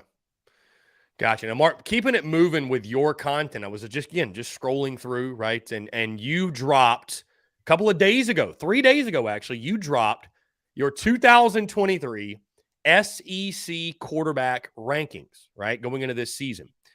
And I was just looking, and, I thought the conversation, Mark, last year around Spencer Rattler was really interesting, because you had some people at SEC Media Days, I think it was Jordan Rogers and Tim Tebow, they had Spencer Rattler like in their top 3, top 4. And then you had some people who thought he was just no good, right? David Pollock most notably said, hey, he struggled at Oklahoma with a better coach, better offensive mind, and better players. Like, what makes you think he's going to be better? And a guy like David Pollock was proven right until the final 2 games of the season. So that's the big question yet again, as we've talked about before, Mark, is what will you get out of Spencer Rattler? I think you're going to hear kind of conflicting rankings and reports yet again, and predictions of, okay, he's going to, parlay that last 2 games into a huge season, or that was a one-off. The first 10 games is more who he is. He's adjusting to a new offensive system. He's adjusting to new weapons, etc. So looking at your SEC quarterback rankings, you've got Spencer Rattler 7th. Again, similar to how we did with the power rankings in the SEC. If you want to go through your list, you're more than welcome. But Spencer Rattler at 7, talk to me about that and why you have him slated there. Well, first of all, I think David Pollock's one of the best. I'm always on what David Pollock has to say. I've liked him for a long, long time. So for me, Spencer Rattler, look at the line of Lincoln Riley products, going all the way back to Baker Mayfield on through. He hasn't missed yet into Caleb Williams, about 5 consecutive quarterbacks. Spencer Rattler, though, would be at the low end, meaning the lowest end of that quarterback production from Lincoln Riley. And I had a lot of disclaimers and defenses and took up for Spencer Rattler early in his career at Oklahoma. He was just a freshman, just a baby thrown out there in 2020. And he cost them a couple games early through bad picks, bad decisions, didn't see defenders, but the rest of the game was phenomenal. He'd throw up 350 and 4 touchdowns, but he'd make this crucial mistake. They blew 2 games because he threw it away. But I'm like, the guy's just a freshman. Lay off of him. He threw 35 passes that were. But, I'm going to liken him to Brett Favre. Brett Favre didn't seem to learn much his entire career. Like, he was the same guy in year 20 that he was in year 1. Phenomenal talent, one of the greatest talents of all time. I love watching Brett Favre play the game. Don't know that I would want him to be my quarterback because he was just so fun to watch, but he never learned to erase those mistakes. Spencer Rattler, at this point, he's not had 20 years to deal with it, but he doesn't seem to be dealing with those mistakes. Now, what you brought up in regards to new players around him, new supporting cast, new coaching staff, new offensive scheme, terminology, all of that he had to take in last season. I think there's something valid there, but we see other quarterbacks that are able to transfer and take that on and adjust quickly. Now, looking at Mark, let's change gears a little bit. The 2023 schedule, and one of the most fun and interesting topics to discuss, especially when you're talking Gamecocks, right? Because it feels like every single year, Mark, that dreaded letdown game, right? Or really, as I call it, the Gamecock game. Like which game is the game? Are the Gamecocks going to Gamecock, right? And last year, it was the Missouri game. And what I'm talking about, Mark, is a game in which South Carolina, you feel, should win. This fan base at least expects them to win. Maybe the perception from the outside is different nationally, but I look at this schedule and what's the biggest letdown game, Mark, of the season for South Carolina? I mean, my top candidates, I look at Mississippi State at home. I look, I think it's unfair, Mark, to put Mizzou in that category anymore because that's a game that I don't know going to Como. Like, that's one you desperately want to win. You need to win, but I think to just throw Missouri into the win bucket and say it'd be some massive upset if the Gamecocks didn't win, I don't think that's fair at all. But I look at Mississippi State. I look at Kentucky at home. Which of those two would you say would be the biggest letdown game? Because I think a lot of people, too, what I think is interesting, in your quarterback rankings, I think you had Devin Leary like 4th. And I'm hearing a lot of positive things about Devin Leary, what he did at NC State. Liam Cohen is back in Lexington as the OC. And that's one that, Gamecock fans feel that they're supposed to beat Kentucky every single year, right? Like, Kentucky should be an easy dub. Like, Kentucky is Vanderbilt. And you and I both know that's just not the case. So when you look at potential letdown spots for South Carolina in this season, if they're going to say, if they're only going to finish 6-6 or God forbid below, like what would those games be, or what would that game be for you when you look at their schedule? Well, first, Chris, I remember that Missouri-South Carolina game because that game was not necessarily on my radar. To a certain extent, every game's on my radar. I know the schedule every week for everybody, but I just remember watching all sorts of other games at that point and flipping to South Carolina, Missouri. Maybe it was a 1-score game. Maybe it was like 16-10 or something in the fourth quarter. And I thought, I'm going to catch the rest of this game, see if South Carolina can come back because I think they're a better team. They're at home. They should be able to, let's see what Spencer Rattler can do with this game. And man, I bet snoozed through the fourth quarter. I just couldn't believe how bad it was. So anyway, getting to this without having it in front of me in regards to home and away, you bring up Mississippi State. So that's the game that rotates in the West. And they're an interesting team from the standpoint of transitioning from Mike Leach and so forth. I hope my transmission's okay. I'm keep blanking out here. But in regards to Mike Leach, of course, rest in peace. And what they're going to do, there's a lot of rhetoric about how much the offense is going to change. Of course, their defensive coordinator, Zach Arnett, takes over. But I always think Mississippi State's a dangerous team. They're a talented team. They always fly under the radar. People don't regard them too much. But Will Rogers is the type guy that won't make mistakes, will throw the ball on time, will hit the guy. He's just a 3-step guy that you can't get to and just, bam, it's out of his hand. And so that's the game for me that's a tricky one for South Carolina.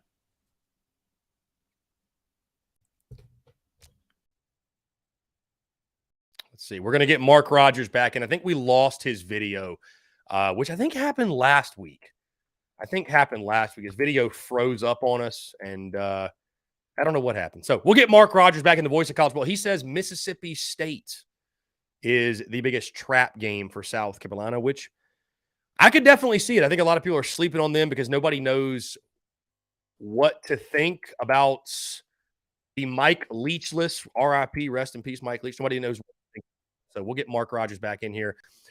Mark, I do apologize. The Muschamp hackers are back at it again. I don't know. We've had 2 weeks in a row now. I guess your video feed, it freezes up or what have you.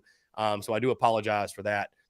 Big Ten on CBS. I know you talk about the Big Ten a lot. Your overall thoughts now the Big Ten being the featured game of the week on CBS. It's, as an SEC fan, I'm saddened by it because I tell you what, Michigan, Iowa is just not going to hit the same as some of the other SEC matchups we were getting. But the ever-evolving, too, like these TV contracts. I know you do a lot of Big Ten content. You talk college ball nationally. It's just wild to see, like, what college football, what it's turning into in the sense of the television contracts. And, I mean, the Big Ten's the latest with that CBS deal. Your thoughts? How much are you going to miss seeing SEC football on CBS versus what we're going to see this fall, I guess? Well, if you live long enough, Chris, you see these things kind of cycle through. So the last time CBS had a Big Ten game was in 1986. It was the Ohio State-Michigan game, and I remember that. And that's the last time there was a Big Ten game on CBS. So at that point in my life, I was used to CBS in the Big Ten. They had that's been a lifetime ago. So CBS in the SEC, that has been at the heart of college football television, and I know I'm trying to put myself in your shoes. I watch everybody, but I can imagine as an SEC fan, there's just, you hear Brad Nessler, and before that, Vern Lundquist. You hear Gary Danielson, who, again, things change. Recall 15 years ago, Gary Danielson was working for ABC and ESPN doing Big Ten games all the time. So he's going to do that again. But you get used to the theme music and the look and the whole deal. And it's just, it's Americana. CBS and the SEC, it's been a thing that's been going on here for over 30 years, and it's going to be gone. Yeah, it's going to take some adjustment for people that are especially into beyond, what's going out on the field, but the nuances of the game and the TV production and the announced teams and everything that goes along with it. It's going to be different. Mark, we're under 100 days until college football and 100 days until South Carolina football. And really week 1 will be this Thursday.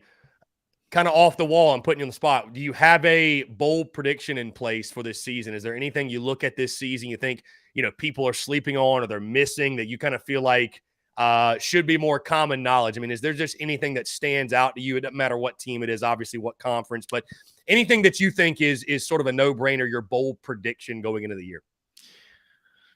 I can't say that I've got a bold prediction that comes to mind right this second, but I will have bold predictions because, like I explained a couple of weeks ago, if you're in the prediction game, you better have a bold prediction. Actually, you better have a pocket full of them. You better have a bag of bold predictions, because 27 teams last year had an increase or a decrease by at least 3 wins from the previous season. So there's going to be a lot of change in college football. And so to try to forecast that, I know that one of those off-season, tried and true statements, questions is, okay, who's going to be the first team? Who's going to be the one team this year that's going to make the playoff that's never made the playoff? That seems to be one out there, whether that's Tennessee, whether that's Penn State. Those two come to mind right out of the gate for me. Texas, I got my eye on Texas. I believe Texas is by far the best team in that conference. That doesn't mean they're going to come through, because Sark doesn't come through and Texas doesn't come through, and they're never back. But on paper, they've got the best team in that conference. They've got the only team in that conference that can compete nationally. I just had a comment come into my channel just a few minutes ago where a guy was like, I'm sick of you railing on the Big 12, saying that there's no elite team in the Big 12. And I said, okay, name them.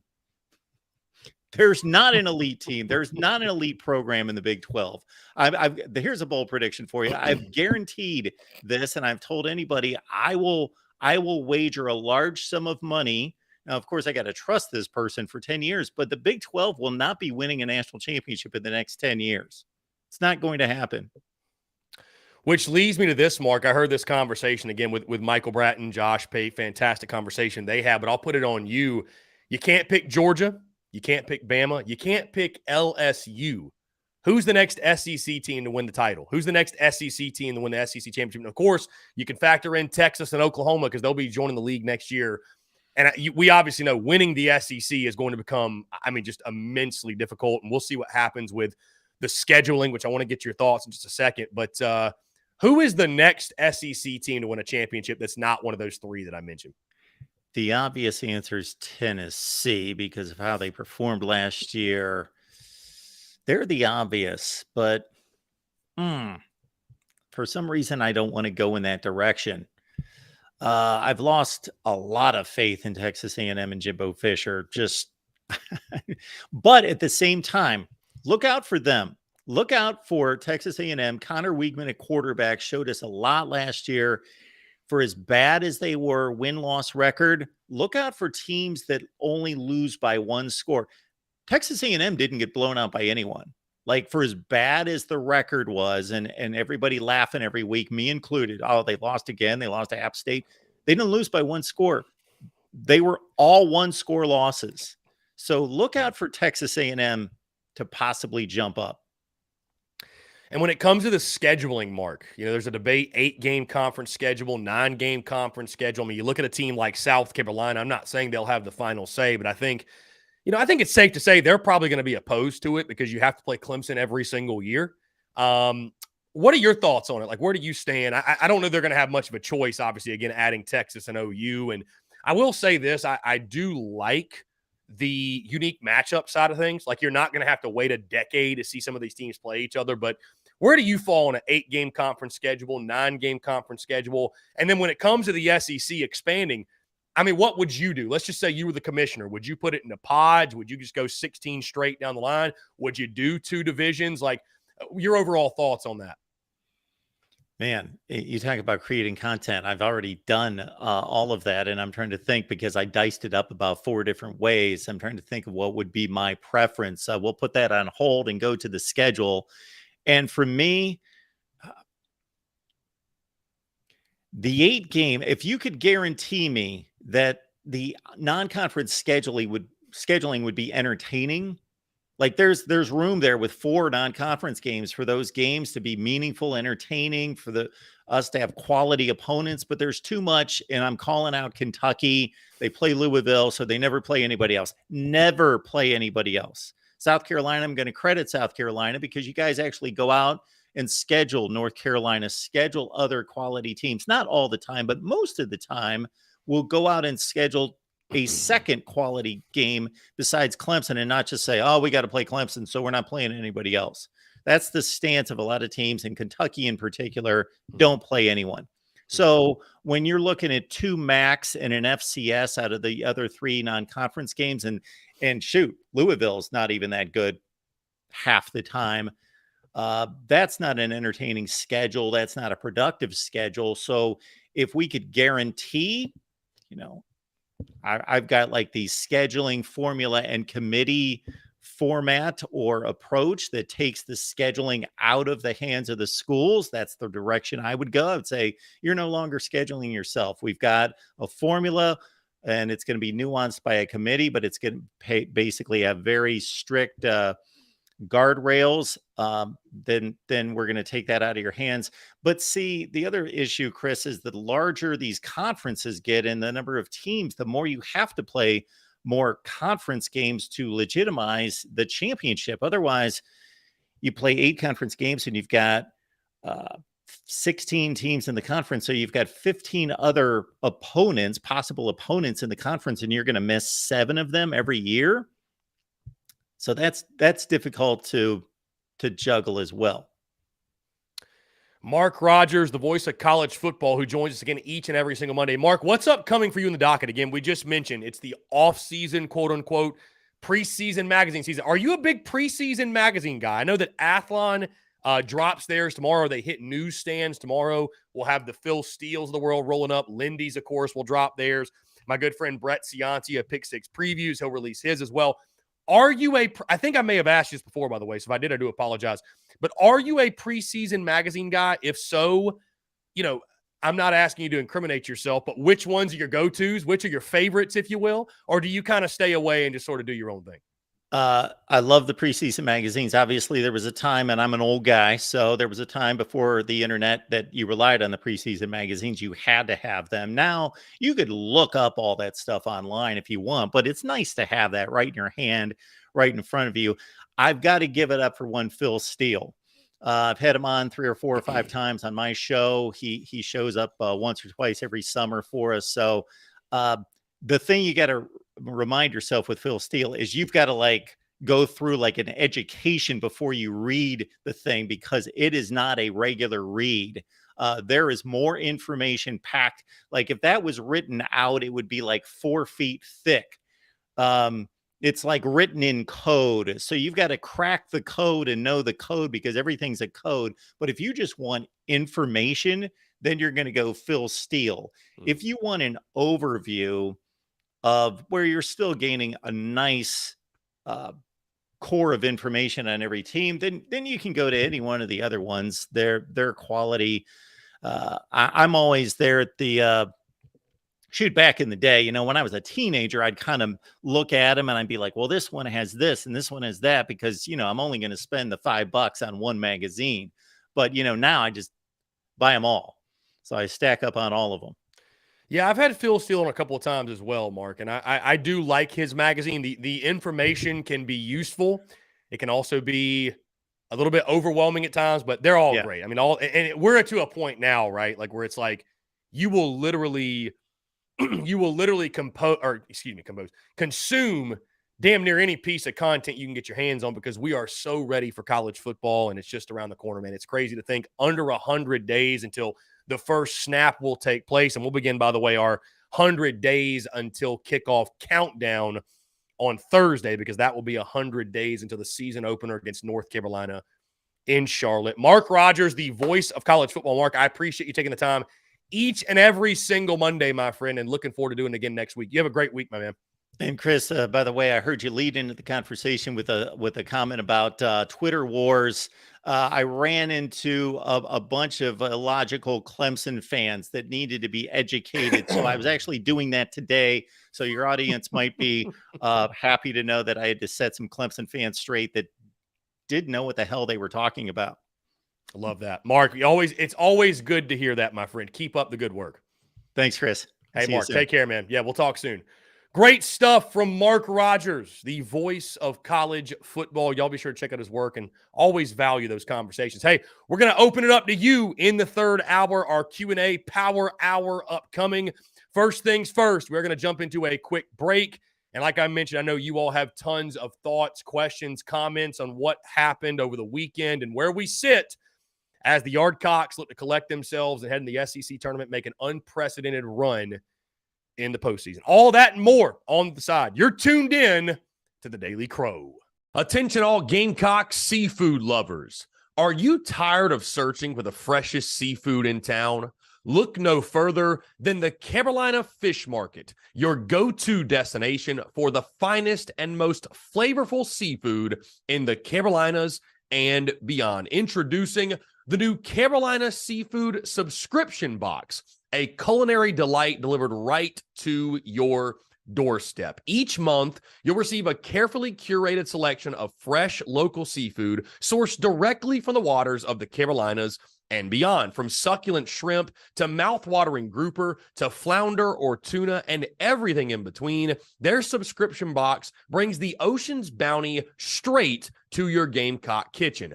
What sets the Carolina Fish Market apart is their commitment to quality and sustainability. They work closely with local fishermen and women who use responsible fishing practices, ensuring that every bite you take supports both your taste buds and our precious marine ecosystems. They've even won Best Seafood 5 out of the last 8 years.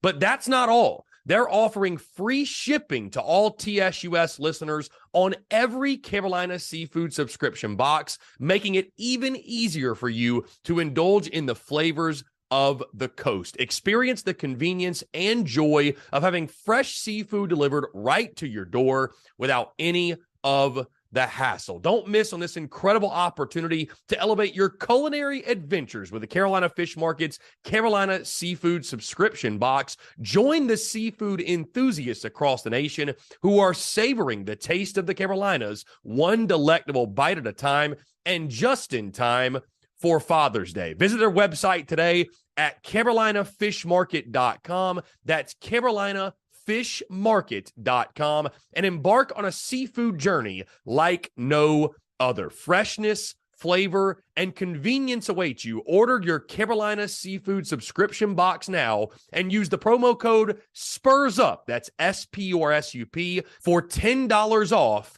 your first purchase. Again, that's promo code SPURSUP, SPURSUP, for $10 off your first purchase. The Carolina Fish Market, where taste meets the ocean.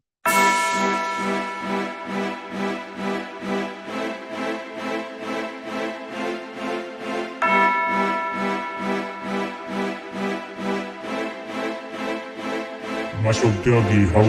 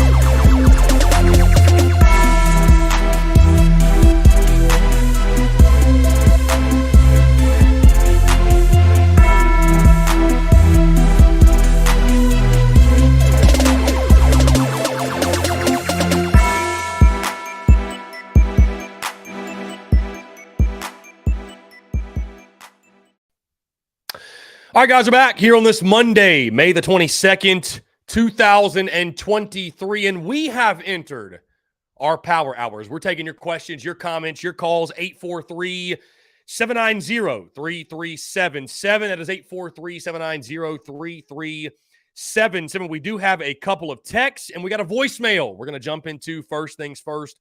So let's go ahead and dive into this voicemail. Again, guys, if you cannot call in from the 2 to 3 hour, really we started at 1:45, but technicalities, right? Anyways, if you cannot call in during that time, you can call us earlier in the show, or you can call us really anytime and leave a voicemail. We will play it here on the airways. With that being, dive into it. Hey, bro, it's Sean Edward. This season has gone completely off the rails and just not fun. I'm gonna say, I know you want to say it, but I'm gonna say Kingston gotta go. And like I said in the chat earlier, it may make me a bad fan, but I mean, I'm picking Georgia to win this game tomorrow. I can't give us the benefit of the doubt. We've been playing like crap the last 4 weeks, last month. Why would you give this team benefit of the doubt?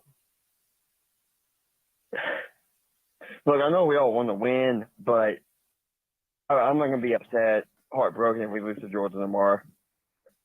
And I'm not going to be heartbroken if we lose in someone else's regional and we're eliminated in the, regional round of the NCAA tournament.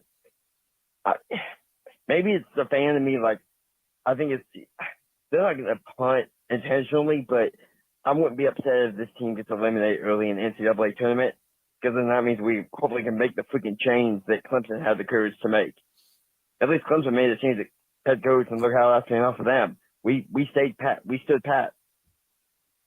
I just think I'm not gonna, like I said, I'm not gonna be upset if we lose in the NCAA tournament, because that means maybe we'll get a new head coach and turn this program back around the way we want it.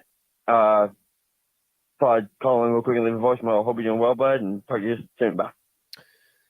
John Ever, I appreciate you, man. Thank you so much for the call. And listen, I echo a lot of what you just said. And, there's not a whole lot of reason to have high hopes going into tomorrow. And we've all got our fingers crossed. And, I said this before the season, and it feels like a no-duh thing. But there were people that were like, hey, let's just have a bad year so we can get rid of Kingston and get this over with. And I don't want that at all. I mean, this isn't fun right now. This isn't fun to talk about. This isn't fun to discuss, right? To deal with a losing streak and deal with this slump and just deal with where this team is falling. I mean, D1baseball.com, they just dropped their field of 64 projections. They've got South Carolina as a 2 seed traveling to Coastal. Like, that's not fun to think about. That's not fun to even project.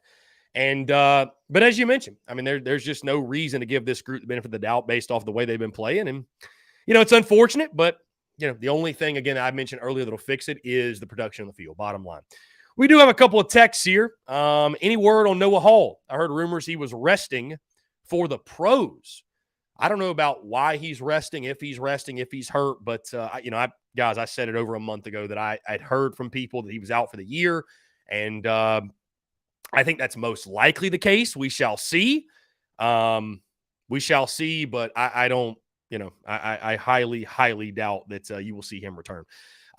We do have a text here. Who is this from? I believe I don't know who this is, but F. Kingston is all it says. Let's see. Panic Ritter texted in and says, Kingston says it's a slam dunk that we should host. The only slam dunk I want to see is him, Parker, and Monty Lee gone. No wonder Monty Lee got fired at Clemson. Clemson got a better coach, which we should have gotten, but Buddy Tanner gave Kingston another chance, and now we'll be lucky to get a new coach. Also, your thoughts on players transferring if Kingston goes. Yeah, if and when that does take place. It's something you just have to live with. Kingston did say that Noah Hall's out for the year. Well, there you go. Shoot, my bad. Okay. Brennan M. was giving me hell, too, that maybe that's why he didn't say it, Slapdick. Well, he should have said it, Slapdick. He should have said he was out for the year, Slapdick. So, I don't know. So Noah Hall's confirmed out for the year. I did not even see that. But, yeah, I mean, guys transferring, it's unfortunate, but it's just something you got to deal with. I mean, you don't really have a choice. I mean, guys are going to hit the road, and it's unfortunate, but you got to do what's best for your program. And if things continue trending the way they're trending, I think we all know what is best for the program. So anyways, all right, let's open it up. 843-790-3372. You're more than welcome to call in. Anyone and everyone is welcome to call in, speak their piece, say what they like to say. In the meantime, we shall go through some of these comments, which it is a crazy, crazy day in the comments, which is pretty standard, to be honest with you. Here we go. Let's go ahead and jump to the phone lines here. We'll get to Madison's comment in just a second. Call from Robbie Davis, Zachary Hall of Famer. Robbie Davis, what's going on, my friend? How are you? I'm doing pretty good. I wanted to go ahead and get my phone call out of the way because I'm getting ready to go swimming. So okay. All right. I love that. Appreciate you calling in, man. I hate that I have to do this, but I got us going one and done in Hoover. After the last month, I don't see us lasting long in Hoover, and those words taste like vinegar through a 2-inch PVC pipe going through my gullet. But after the way we've played over the last month, I would not be surprised if we lost to Georgia tomorrow morning and we were back in Columbia a few hours later. Yeah, I mean, listen, I've picked Georgia. I'm- I've picked Georgia to win, and I mean, if you're picking the Gamecocks, I mean, listen, I don't think Georgia's a great team by any means, but there just doesn't feel like a whole lot of reason to think South Carolina is going to get off the schneid and get it going, and we all hope to see it, but we just haven't seen it. Right. So it's one of those things where, you know what, maybe some maybe some doubt surrounding this club will help. Maybe some doubt surrounding this club will bring more out of them. I don't know. I don't know. I don't think that the exterior noise has a whole lot to do with what those guys do on the field. But yeah, it's frustrating, man. It's frustrating. Right. And also you got to factor into our history in Hoover, and our history in Hoover says that it'll be a very, very short stay. Yeah.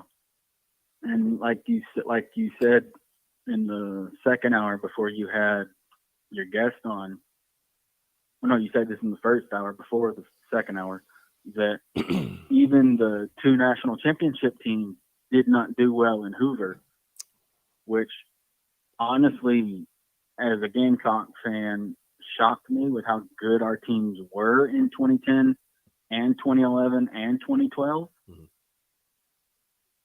It's just Hoover is not a good place for the Gamecock baseball team. It's like we go there, we show up, play our game, and then we're done. Like, what's the point in packing a bag to go to Hoover if we're just going to be there for one day? Hmm.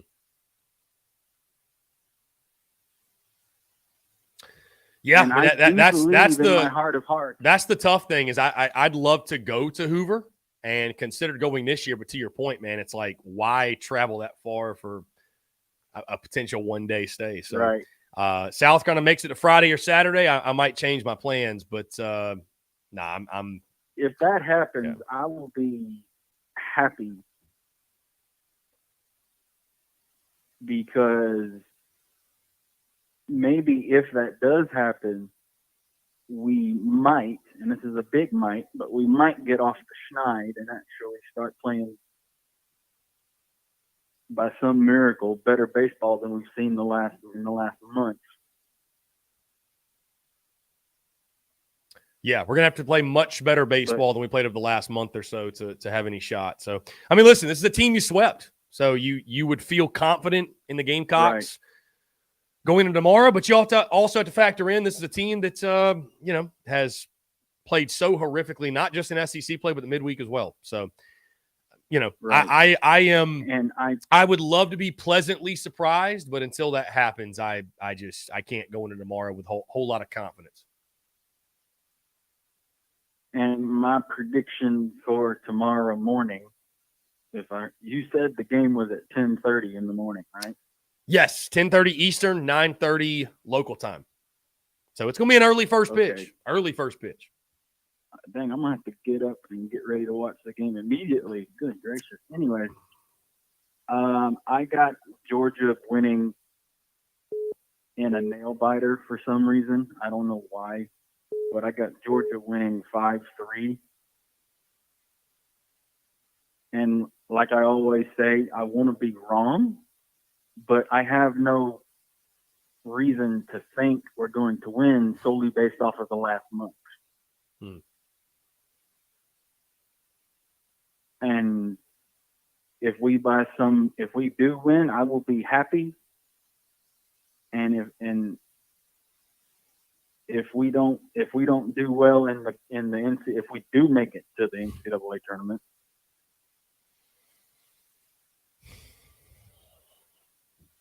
just go out there and just play the game. Don't worry about it. Don't get nervous.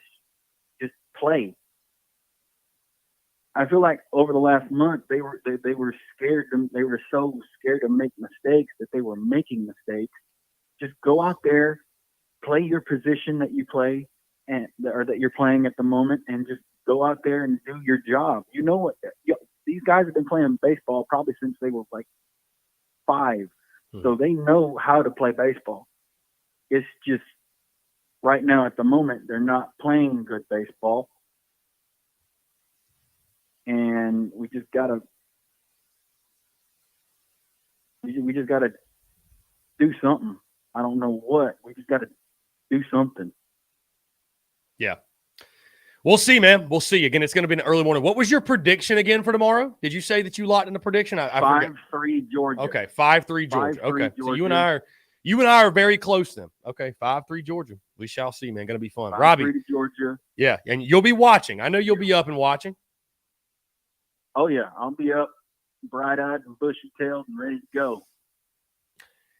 Bright-eyed and bushy-tailed indeed. Robbie Davis, always a pleasure, my man. I appreciate you calling in. 5-3 Dogs. You've locked it in. I'm right there with you, man. Yep. Now I just got to try not to get sunburnt today. Indeed. All right, buddy. You have a good one. I'll talk to you tomorrow. Yeah, man. Take care, Robbie. And by the way, shout out to my mom and my stepdad real quick. It's their anniversary today. It's their second anniversary. Love that. Happy anniversary to Marion R26 and the rest of the Davis family, man. Love it. Love it. All right, buddy. You have a good one. And hey, as always, leave the dumb stuff to me. Will do, Robbie. Appreciate you, man. Take care. Great stuff from Robbie Davis. Good stuff. Again, guys, 843-790-3377. That is 843-790-3377 here on this Monday, May the 22nd. Joseph says 8-5 Carolina. Love it. All right. Hey, speak into existence, my friend. I hear you. I got 7-3 Georgia. 7-3 Georgia, but we'll see. Madison said the softball team gets 40 wins. Did they? By the way, congratulations to softball on a great run. Losing in the Tallahassee Regional, but got to the championship game. Yes, 40 wins. You're right, 40-22. Went 9-15 in SEC play, but had that big run in the SEC tournament. 40-22 overall. So did Bev Smith do enough? Did Bev Smith do enough to make you feel good about the direction of the softball program? So let's see. Again, guys, appreciate you all tuning in. We're going to continue to roll to the comments. Brandon Coons, is my freshman year, 2004, we won the SEC baseball tournament. Jesus, that was a while ago. 2004. Yeah, that was kind of the last time. That was the last time I think that, God, it feels like that was the last time we really did anything in the SEC tournament. Justin said, let us pray, Lord, please let us get 2 wins to reach the 40-win plateau. That's a good point, too, of what's on the line, Justin. Gamecocks are at 38 wins. 40 wins is there for the taking. It's possible. It's possible. But, at this point, and I tell you what, at this point, if you don't finish with 40 wins, I mean, what is there really to say? John Edwards says, I'm picking Georgia. We got a text here. Cox turn it around 9-2. South Carolina. And I'll say this, guys, it very well could happen. South Carolina could beat Georgia. If the South Carolina team that we hope shows up, the Gamecocks could beat Georgia. I mean, there's no doubt. But until that team shows up, it's really, really hard to feel like that will take place. Let's see.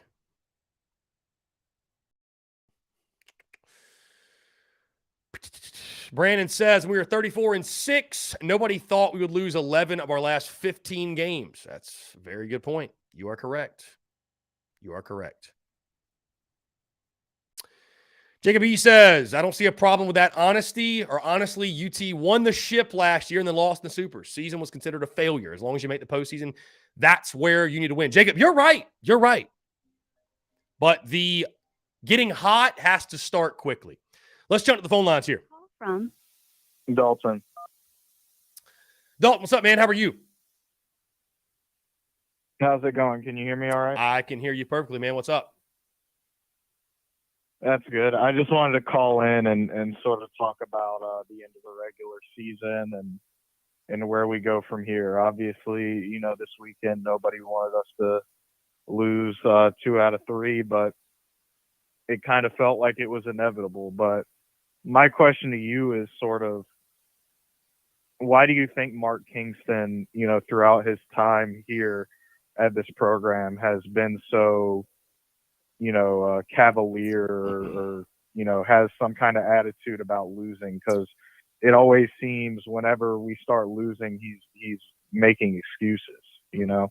There's no excuse to have this kind of collapse down the stretch. Like, I understand we had injuries, but we played an unranked Auburn team at home, an unranked Kentucky team on the road, a ranked Arkansas team on the road, which, if you lose 2 out of 3, there's no shame in doing that. But the schedule was set up for us to become a top 8 seed and have one of the best seasons in program history. And it's just all crumbled down the stretch, and it doesn't feel like Mark Kingston really cares that much at the end of the day. Yeah, and I'll say this, Dalton, to your point. I mean, I'm not going to say that he doesn't care, but there is a difference between being, over the top, negative, right? You lose a game in baseball, you can't freak out, you can't overreact. But also, there's a difference between that and like feeling as if at least like you just do not care at all. You know what I mean? Like, it just, I'm not saying overreact and lose your mind, but like, and I know the postseason's all that matters, but like winning leading up to that is kind of important too.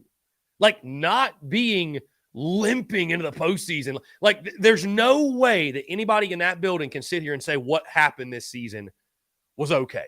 Like, you just can't, dude. You cannot sit there and say after a 34-6 start that this is okay. You just can't do that. So I don't know, man.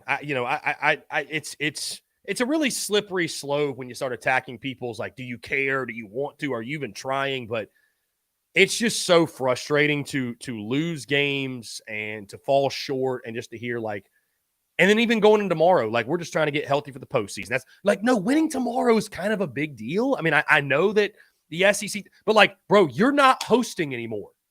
D1 baseball just dropped the projection. I'm not saying what their word is, their word is God or anything, but like, they are in the know.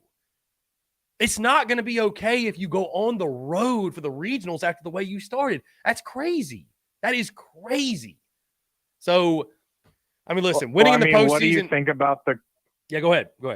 What do you think about the quotes he's putting out? About our team's deserving of a regional. Like, how can he legitimately sit there in front of the media and say that after what has happened to the team? Like, I get the whole thing of, we're just trying to get players healthy, whatnot. But, half or 3/4 of the lineup have been players, from the beginning of the season. Like, the players aren't any different for the most part, right? I mean, other than the pitching rotation, we lost Noah Hall, which was a big deal. Will Sanders hasn't been in for the last, couple weeks, but I just don't get it, man. Like, this guy has to know he's coaching for his job, and he also has to know the type of standard that we have here. I mean, whenever you walk into Founders Park, you see the trophies sitting in the case.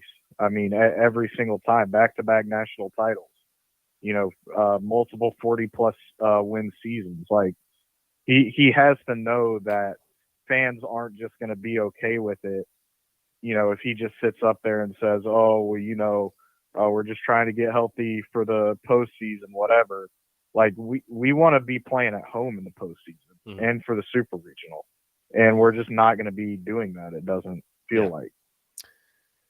Yeah, what's so weird, Dalton, is like, again, you look at preseason expectations, and if I would have told you South Carolina's record, 38-17 and 16-13 in SEC play, I think we all would have taken that. You know what I mean? Like you would have been like, okay, we had a good year.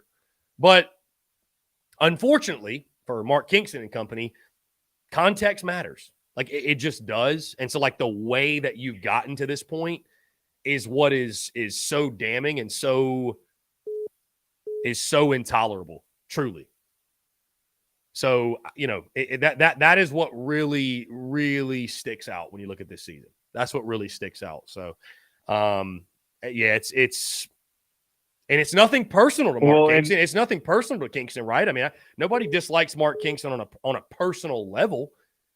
But the standard's the standard at Carolina. I don't think the standard should be lessened for anybody. You know what I mean? And you can say it's unrealistic, whatever. Like, no, there's back-to-back national championships that were won here and 3 straight you went to. So, you know, it's there's no gray area in my opinion. And I'll say this: I gave Kingston the super regionals are bust, and so hey, let's see what happens. Let's see what happens. But I tell you, man, with just what's happened with Clemson, what's happened with Carolina, the fact that you may have to go on the road, you're most likely going to have to travel for a regional.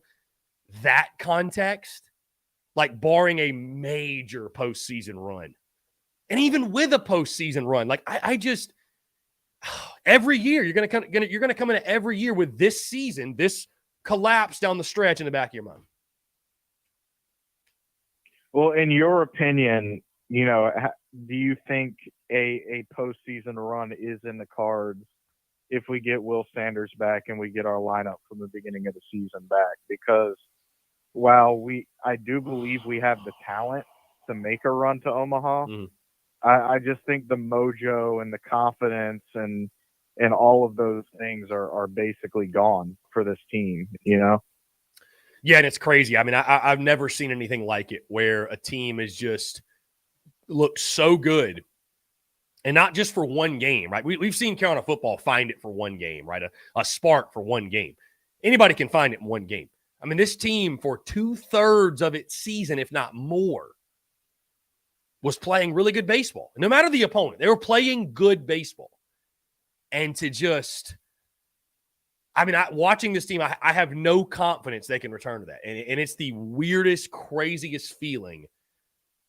I mean, I don't know if any of us have ever experienced something like this. It's not, especially not on the diamond. It's just, so, you know, maybe they can. You know, Dalton, maybe the beautiful thing is this. Starting today, a new season begins. The regular season's over. A new season begins. And guess what? When the regionals start, a new season will begin.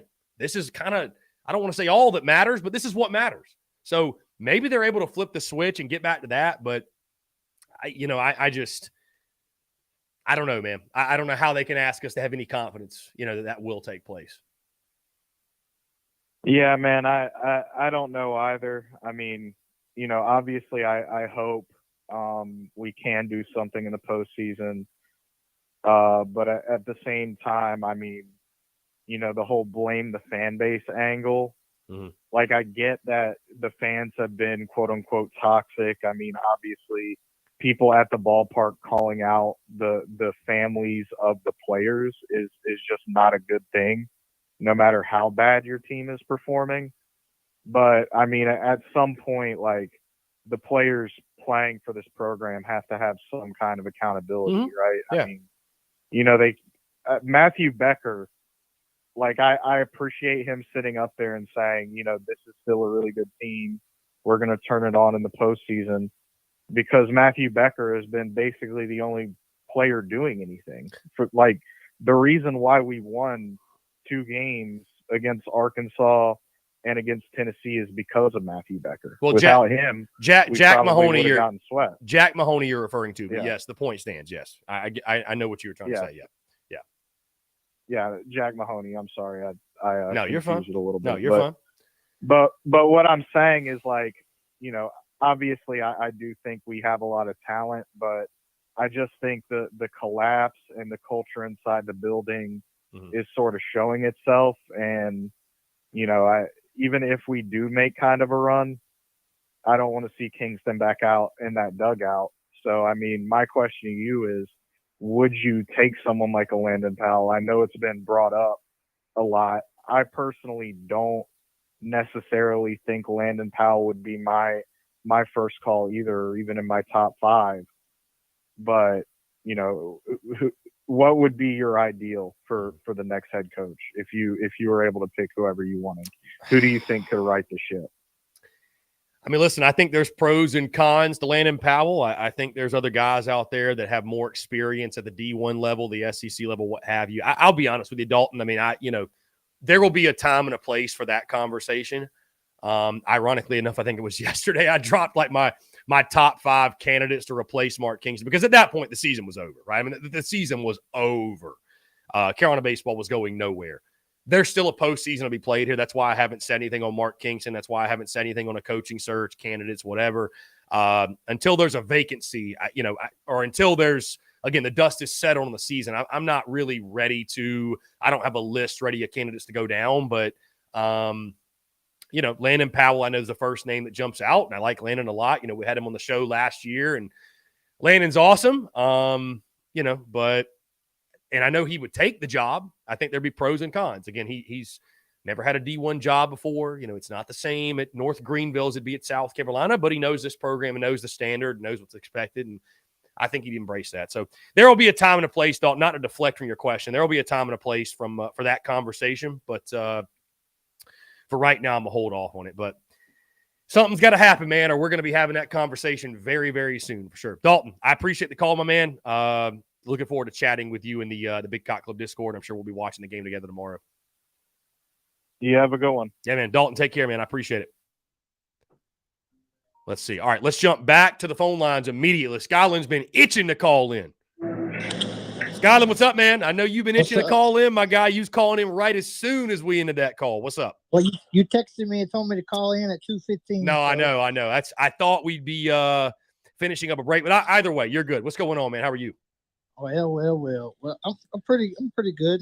I mean, I was just calling to give my end of season. Mm-hmm. They exceeded my expectations. I had them between 32 and 35 wins. They got 39. Well, 38, but yeah. Yeah, 38. Yeah. But definitely not happy with how the season ended. I think the team you've been seeing the past couple of weeks is a team I expected to see all year. That's all. Yeah.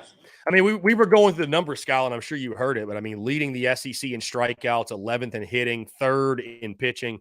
I mean, that's, if you'd have told me before the season that was going to be South Carolina, I would have been like, yeah. I mean, that's what this team is. And I think for a moment, because of Ethan Petrie's incredible run he had there for a while and some other things, I think we thought for a moment that this team was not what we thought it was going to be. And it turned out at the end of the season, we're kind of right exactly where we thought we were going to be, man. I mean, that's the crazy part. So I feel like I'm beating a dead horse, but I've always said without the strikeout, without the walks and the homers, this team struggles. And you've seen it Friday. You've seen it the second game was Sunday, Saturday. Without walks and without homers, this team struggles. Yeah, I mean that's true. That's true. Without walks, without hit by pitches, without sort of gifts from the opposing pitcher, the offensive attack's just not there. So I don't know, man. Yeah. How do you? The hits we're ranked in the 200s in the nation in hits, but 10 in walks and homers. Yeah. Yeah, but again, Skyland, it's this team is what we thought they were. That's truly what it comes down to, and it's extremely frustrating, and it's really hard. It's hard to talk South Carolina baseball right now because the entire conversation is negative, and I can't believe we're here. I really when this team was 34-6, I'll tell you this, Skyland. When this team was 34-6, did I think that South Carolina was actually the number one team in college baseball? At that moment, yes. But when the dust settled, I was like, this team's not going to win 50 games, right? The game of baseball is tough. You're going to go through a slump. You're going to go through some tribulations, some trials, if you will. And, you're going to have to overcome adversity. So I expected that. But this, I didn't expect this, man. Like, it's so hard to comprehend. It's so hard to grasp what has taken place. And, I don't know, man. It's brutal. I mean, the conversation right now around Gamecocks baseball is so tough to have. Well, when we were 34-6, I just kept telling myself, it's crazy. It's crazy. How are we finding the ways to win? How are we keeping winning when we're just winning off of walks and homers? I mean, usually, when you win walks and homers, you're not going to get the 34 wins and 6 losses. Mm-hmm. It was a bad recipe, and I just knew when it quit, when the homer stopped and when the walk stopped, I just knew that was it for the Gamecocks. Mm-hmm. Anyway, yeah. If I was to say, we lose out. I Mm. think, me personally, ain't heard nothing. I know a lot of fans, including me, want him gone, but I just don't think it will happen. I think Yep. he'll be back another year. Back another year.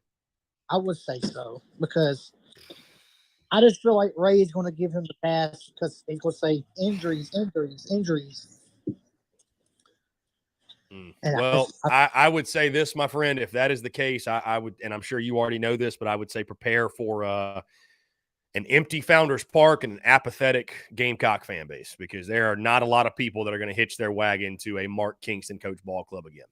And I agree, but I just feel like that's the way Ray's going to look at it. And next year is going to be a complete wash where we win 20, 25, 28 games. It's just the way Mark Kingston is. If you go back and look at the previous years, he makes a regional. He wins 32, 35 games, 38, including this year. Next year, he wins 25 games. Then he comes back in next year. He wins 30, 32, 35. Next year, he goes 28, 28. It's just the way of Mark. Yeah, a vicious cycle, no doubt. A vicious cycle, no doubt. So it's kind of like NASCAR. Just keep going around and around and around. Well, Skyland, we'll see what happens tomorrow, man. The SEC tournament beginning, but I appreciate your commentary, your call as always, and just quick take before I leave. Yeah, go ahead. If Kingston is fired, I give you my 3 top choices, and it's not Monty Lee because Monty Lee has the same batting approach as Mark Kingston, but I will go Tom Walter at Wake Forest that we already interviewed, and which fans don't probably know. We interviewed him the same year we hired Kingston. Number 2, I would go call Josh Holiday at Oklahoma State. And number 3, Dan McDowell. Then if I'd have run off 4th and 5th, it would either be Monty Lee and Landon Powell. Fans want Powell, but Powell has to prove himself. He can do what he's doing at a D1 level instead of doing it at a D2 level with a bunch of D1 talent. Because all he gets is the D1 leftovers that just kills all these D2 players that has no chance going D1. Yeah.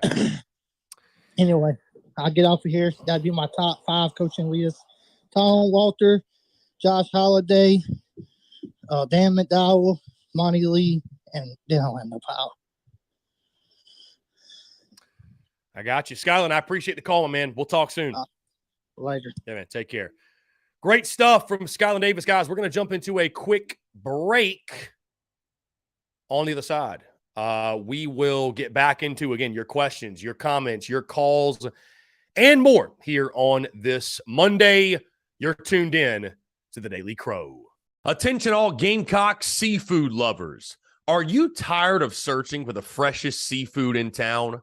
Look no further than the Carolina Fish Market, your go-to destination for the finest and most flavorful seafood in the Carolinas and beyond. Introducing the new Carolina Seafood Subscription Box, a culinary delight delivered right to your doorstep. Each month, you'll receive a carefully curated selection of fresh local seafood sourced directly from the waters of the Carolinas and beyond. From succulent shrimp to mouth-watering grouper to flounder or tuna and everything in between, their subscription box brings the ocean's bounty straight to your Gamecock kitchen. What sets the Carolina Fish Market apart is their commitment to quality and sustainability. They work closely with local fishermen and women who use responsible fishing practices, ensuring that every bite you take supports both your taste buds and our precious marine ecosystems. They've even won Best Seafood 5 out of the last 8 years. But that's not all. They're offering free shipping to all TSUS listeners on every Carolina Seafood subscription box, making it even easier for you to indulge in the flavors of the coast. Experience the convenience and joy of having fresh seafood delivered right to your door without any of the hassle. Don't miss on this incredible opportunity to elevate your culinary adventures with the Carolina Fish Market's Carolina Seafood subscription box. Join the seafood enthusiasts across the nation who are savoring the taste of the Carolinas, one delectable bite at a time, and just in time for Father's Day. Visit their website today at carolinafishmarket.com. That's carolinafishmarket.com, and embark on a seafood journey like no other. Freshness, flavor, and convenience await you. Order your Carolina Seafood subscription box now and use the promo code SPURSUP, that's SPURSUP, for $10 off your first purchase. Again, that's promo code SPURSUP, SPURSUP, for $10 off your first purchase. The Carolina Fish Market, where taste meets the ocean.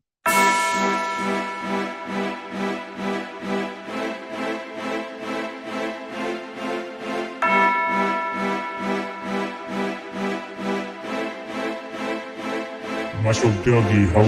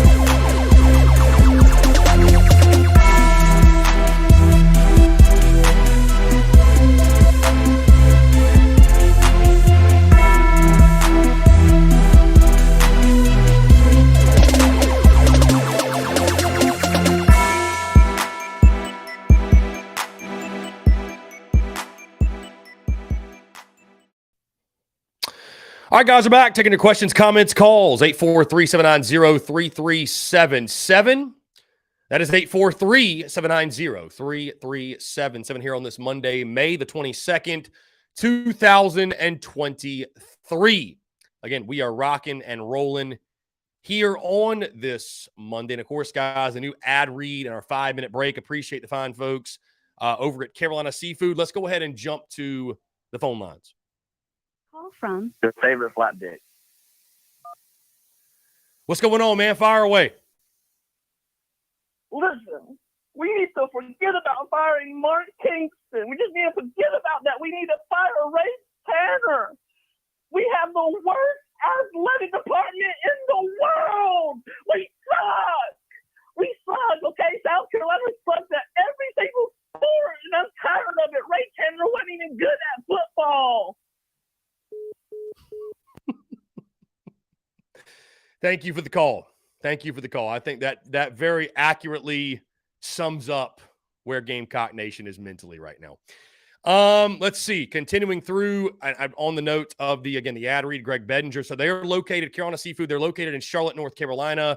The seafood, I believe it's delivered monthly. You might want to go check their website, that subscription box. But we cooked some sea bass and flounder last week. Very good. Very, very good. So I highly suggest them, and again, appreciate the fine folks over there at Carolina Seafood for their love and support of the Spurs Up Show. Let's see. Let's see. Brandon says, JC said on his podcast, Dak Joyner will be full-time running back this year. I mean, that would make a lot of sense, Brandon. That would make a lot of sense.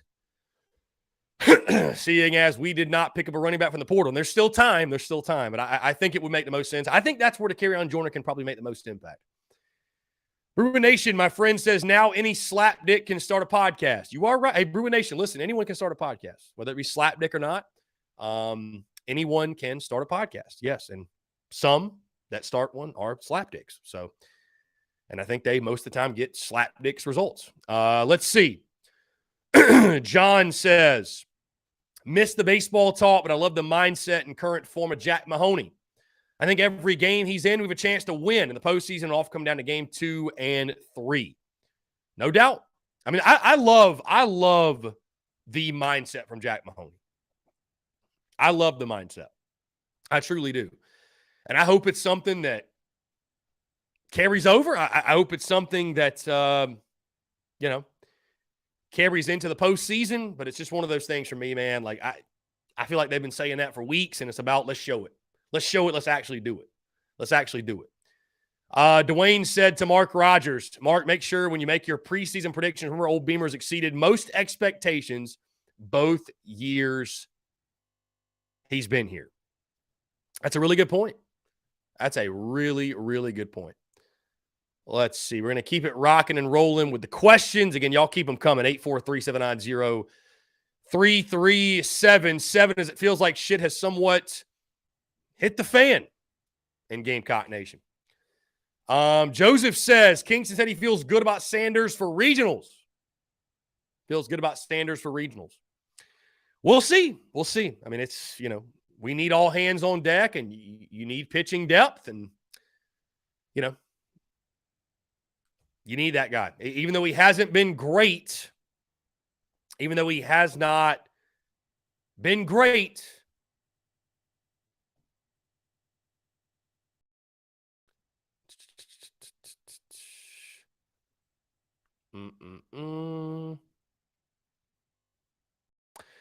Lynn Turner said, I'm not there mentally. I'm not even where you are mentally. And Lynn, I don't know if you're talking to me, but, I'll say this, that, I've sold my stock on the Yardcocks. Let's just put it that way. I've sold my stock. I'm hopeful. I'm pulling for this team.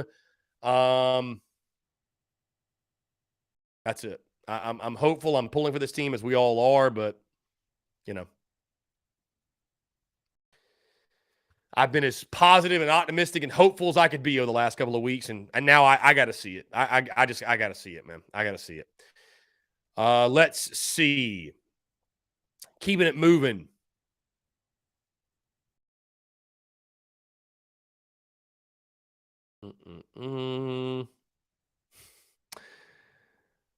Robbie Davis again has picked 5-3. I picked 7-3. Georgia getting the win tomorrow. The Texas Tiger at Purple and Gold on Twitter. Final SEC pitching stats at the completion of the regular season. Let's see. Let's pull this up on Twitter. We've got it in the Discord. So, total pitching, all starting and all relief. South Carolina with a 4.18 ERA, third in the conference. All starting pitching for the weekend and the midweek. South Carolina, 4.41 ERA, which ranks first, second, third, fourth, fifth, sixth in the conference. Relief pitching, weekend and midweek. 3.94 ERA, third in the SEC. Total weekend pitching starting in relief as a whole. South Carolina, 4.68. First, second, third, fourth, fifth in the SEC. Weekend starting pitching, the Gamecocks have a 4.61 ERA, which is 12, 11, 10, 9, 8, 7th in the SEC. And weekend relief pitching, Gamecocks a 4.79 ERA, third in the conference. So, I mean, all in all, guys, I think the pitching, especially when you take into consideration that Will Sanders hadn't been Will Sanders and Noah Hall hadn't pitched all year. Like, I think you've gotten about as much as you could ask for out of your pitching. I mean, really, truly, at the end of the day, I think you've gotten the most you could ask for. It's just been the offensive side, as is normally the case with a Mark Kingston coach team. So let's see. Joseph says, now is the best time to buy stock. If we score 3 runs, I'm done. Joseph says it's a lazy pick. Well, Joseph, I've been trying to make bold picks for weeks, man. Picking Carolina to take 2 or 3 of Tennessee. And, dude, I'm sorry. I'm Joseph. If you want to label it the lazy pick, I'm going with the lazy pick. That's where I'm going, Joseph. And listen, there's reasons, though, to back that pick up. There's reasons to back that pick up. On one hand, you've got one team that has a coach that's, we're just trying to get healthy for the postseason, man. We're just trying to get healthy for the regionals. That's all that matters. We're just trying to get healthy with the postseason. On the other side, you have Georgia, who win or their season is literally over. They're throwing Jaden Woods, who I know has been out a while with injury, but they're starting him, their ace. South Carolina's history in Hoover. I mean, Joseph, there's plenty of reason to not pick South Carolina to win that don't even have to do with the end of the season. I don't think Georgia's a great team, but I mean, I think it'll be a very competitive baseball game, but right now I'm going with the Dogs. Right now I'm going with Georgia. I think that's an easy pick. And hopefully I'm wrong.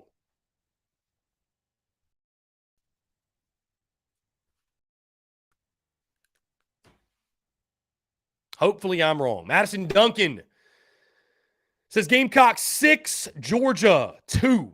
6-2. Gamecocks win. I mean, I hope to see it, man. I mean, there's nothing worse than like the SEC tournament going on and everybody else having a fun week and there's tons of great baseball and your team's eliminated after the first day. And it's just like, man, it's like I want to be into the SEC tournament. I want to be into it, but I can't get into it because my team's done. My team is done. However, I'm excited to see how the SEC tournament plays out. I really am. I'm excited to see how the tournament plays out because there's a lot that goes into it, man. It's, you saw Tennessee obviously last year, and they were the best team in college baseball, especially early on, or really all throughout the season. Postseasons when they crumbled, if you will. But it's always fun, and I tell you, it's Omaha Junior because it's the best. It is the best baseball in the country. By the way, remember that team Penn that South Carolina played early on that people said was no good or, oh, my God, why'd you struggle the way you did? I will say Penn baseball is in. Penn baseball is in the postseason. The first team to qualify for the Field of 64 officially is the Penn Quakers. So, not bad for some random Ivy League school. Not bad. Not bad. That was a good ball club that South Carolina took on, and sure enough, they are in the postseason. Let's see. Joseph says Auburn's going to win the SEC championship. I mean, they are red hot. They are red hot. I hear you. Man. I could see it. And John Edward, I'll keep up with it too. I'm admittedly, man, I'm consuming a lot more SEC as a whole SEC content and watching more SEC stuff because I think you guys know why. I think you all know why. But, just trying to keep up with the conference, stay in tune, stay in touch with what is going on. Guys, in case you missed it, also, by the way, with the game tomorrow, I should have mentioned this top of the show, and I did not. With the game tomorrow being at 10:30 a.m. Eastern time, obviously, we are not going to run TDC tomorrow as normal, okay? First pitch set at 10:30. You expect the game to be a 3-hour game, maybe a little bit longer. But the hope is and the expectation is that the game will be over by 2 o'clock. Therefore, TDC tomorrow will run 2 o'clock to 5 o'clock. We will go live with the Daily Crow, which will effectively serve as a post-game show, normal TDC. It's going to be a busy, busy day tomorrow. So really, really exciting. Guys, of course, if the Gamecocks do win tomorrow, just roll with the punches. Just be patient with us this week because there's going to be a lot of shuffling, a lot of moving around with what's taking place with the schedule this week. So appreciate you guys. I appreciate your love. Appreciate your patience. Appreciate you guys rocking and rolling with the punches. And hopefully that's the case. Hopefully there is more baseball to watch this week, but I'm hopeful. I'm not overly optimistic. Let's jump back to the phone lines here. Call from Justin, what's going on, my friend? How are you? Do good, Chris. Hey, Chris. Hey, Chris. I'm pretty mad, man. I am very pissed off. You're very pissed off. Why is that? Because, hey, Chris, when I listened to Mark Kitchen last Saturday, he was saying the same old comments. And I tired of it, man. I mean, it's ridiculous. I mean, what more do you want for this guy? This guy not going to get us nowhere. Yeah, I mean, listen, I tell you this, Justin, every Gamecock fan, you got a right to be pissed off. You do, flat out. I mean, there's it doesn't make you a bad fan. It doesn't make you anything of the sort, man. It's you should be pissed off. The finish of this season, you should be pissed off. And again, barring a big postseason run, I know Skyland doesn't think so. I think there will be changes. I think the pressure from this fan base, from those who support South Carolina baseball monetarily, your boosters, if you will, I think the pressure will be to such a level. The pressure also from your alumni who were already off this guy last year. I just don't see how he survives it. I really don't. Yeah, hey Chris, hey, think about Ray Taylor. How many times he has scooped up Howard back to back? It's ridiculous. Yeah, it's absurd, Justin. It's absurd. So we'll see if the Gamecocks have got any fight left in on tomorrow, and we'll go from there. But I don't know, man. It's almost hard to put into words what we've seen over the last 28 days or so. Yeah, hey Chris, find out here, man. Let me ask you something. Do you trust Ray Taylor to make a throw at Howard? Yes or no? Do I trust Ray Tanner to make a solid hire? That's a tough question. I got a soft spot for Ray. I do. A soft spot for Ray because what he did this baseball program. But as an AD, but you think about too, as an AD, I mean, he hired Shane Beamer, which was a roll of the dice, but it's working out well. He's also the same guy that hired Mark Kingston. So I want to say yes. I'll tell you this, Justin. I say yes because I don't think he'll be making the hire alone. I don't think he'll just be the only one making the hire. So I'll say yes, but only for that reason. Oh yeah, hey Chris, and we don't know about Lamont Paris. The jury's still out for him too, right? The jury's still out on Lamont Paris. Yes, we don't know yet. But yeah, man, I think it's one of those things again where I don't think Ray Tanner will be alone in making the decision. So that gives me at least some hope if and when that time comes.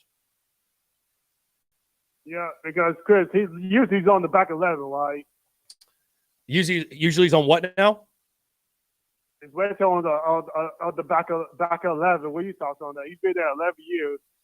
Yeah, no, for sure. I mean, it's. I'm surprised that Ray Tanner's honestly still in the AD spot. I figured by now maybe he'd be retired or moving on to other ventures or what have you. But he's still here. So, and the athletic department's going pretty well, all things considering. But when it comes to hiring and firing, that's an area where I think people still feel a little bit uneasy. Yeah, because the people are unaware, Yeah, indeed. Justin, I appreciate the call, man. It's always a pleasure to hear from you. And like I said, fingers crossed, man, that we can get this thing turned around.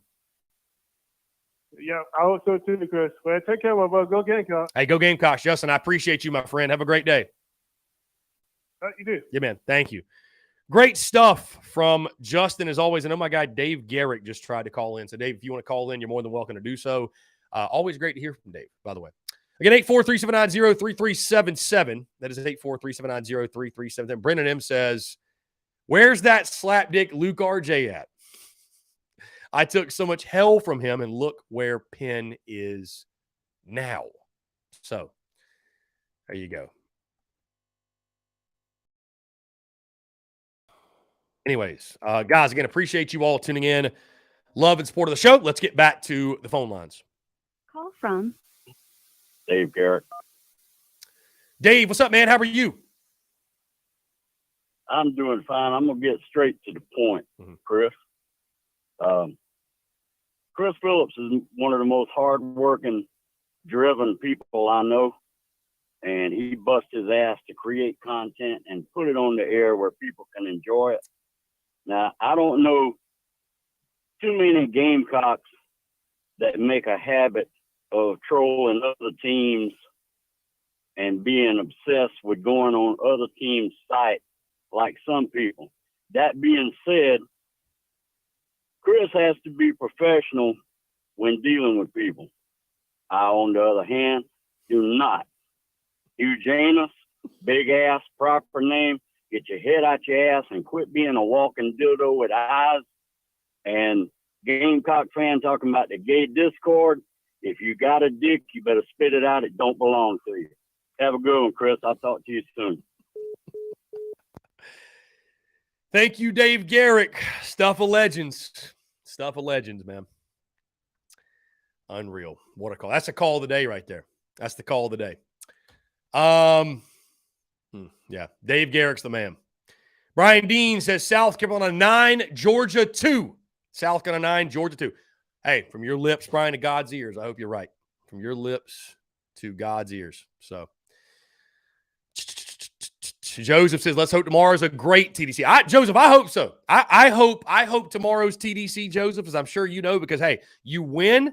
You take on LSU Wednesday morning. Man, I hope TDC tomorrow is, hey, we're celebrating a victory over the Dogs and we're previewing the game against LSU. I hope that's the case. I mean, I really do. I'd love to see. Bro, even if you lose the next two, like just having a couple of days, have a cup of coffee in Hoover. Why not? Have a cup of coffee, right? Have a cup of coffee in Hoover. Have a cup of coffee. Why not, man? Why not? Why not? Brian Dean, Jaden Woods will go for the Georgia Bulldogs. Jaden Woods will pitch for Georgia. Their ace. He's been out a while due to injury, but he will go in the ballgame. In case you missed it, guys, the latest projections have South Carolina as a 2 seed traveling to Coastal Carolina. So, you play stupid games, you win stupid prizes, and you do what South Carolina baseball has done to close out this season, and, this is kind of what you get. So, this is what you get. This is what you get. So, anyways, let's keep it moving to the questions. Let's see. Madison says, I'm coming to realize a lot of fans are on the fence with Kingston. Is he an okay coach, a great coach? Or are we expecting something from him or more from him that only a few have?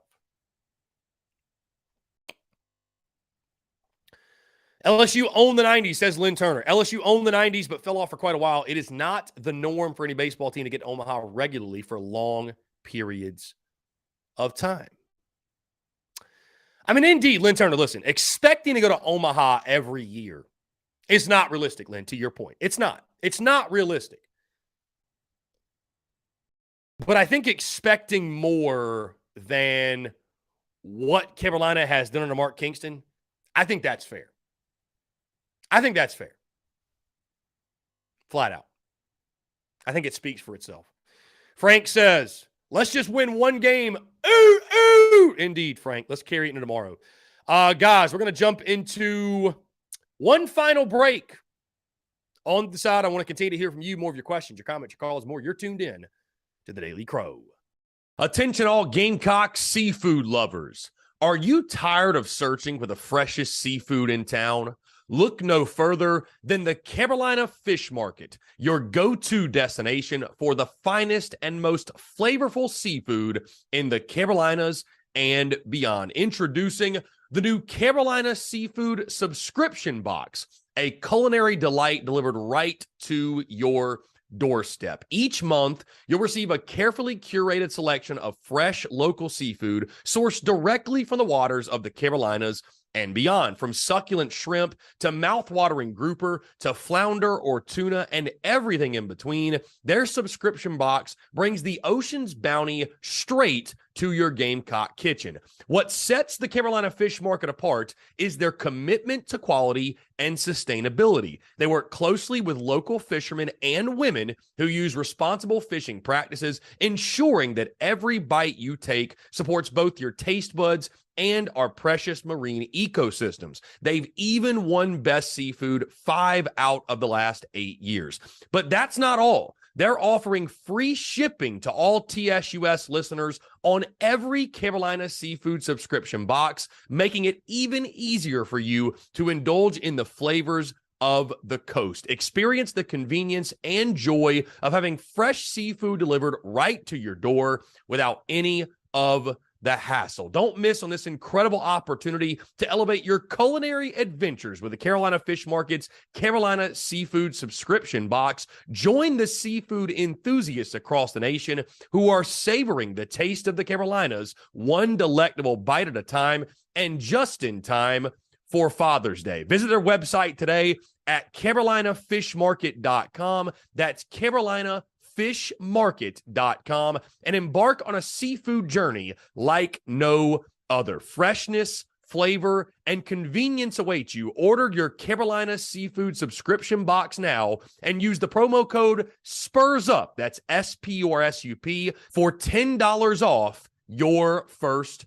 purchase. Again, that's promo code SPURSUP, SPURSUP, for $10 off your first purchase. The Carolina Fish Market, where taste meets the ocean.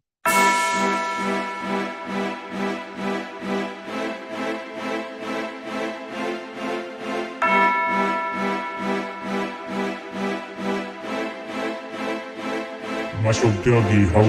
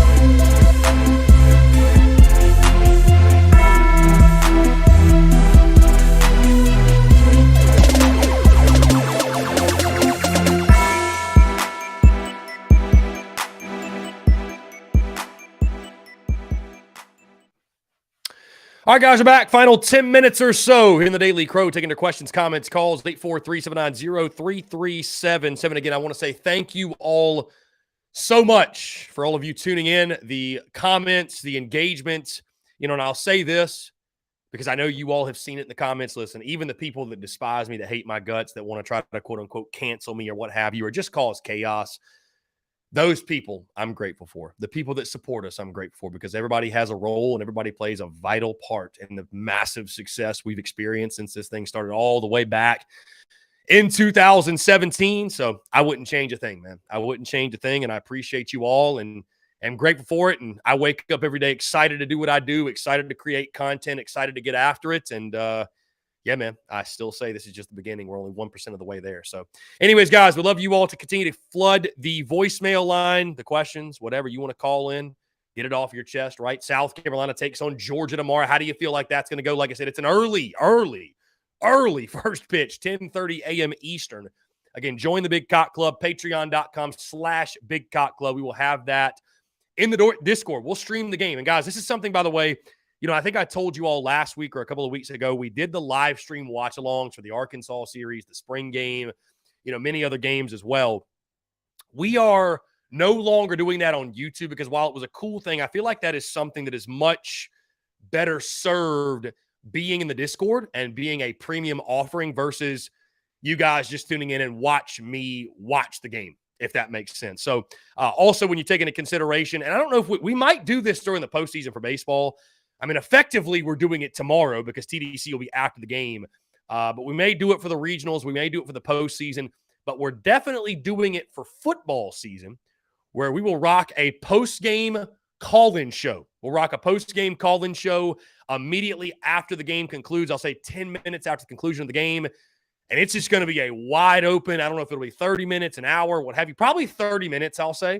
But just a wide open call-in show with no breaks, taking your immediate reactions after each and every South Carolina football game. And again, each and every football game we will be watching in the Discord. So like I mentioned, if you're somebody that you don't want to pay for SEC Network or you don't want to pay for cable, you don't want to pay for any of that stuff, you don't want to pay for ESPN Plus, what have you, be sure to join the Big Cock Club Discord, and you can watch along with us for $9.99 a month. So anyways, that's just an option, just an offering, and I appreciate those who are in the Discord with us. It's always a good time. So let's see.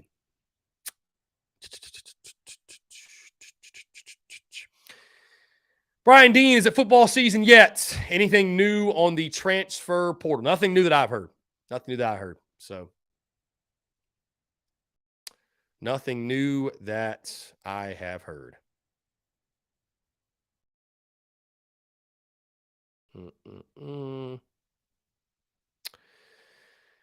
I'll read these comments. Jeff Gullidge, am I the only one that's amused Chris is doing such a great job that people take time out of the day to troll him? He truly owns them. It's hilarious. Yeah, Jeff Gullidge, I will never apologize or never.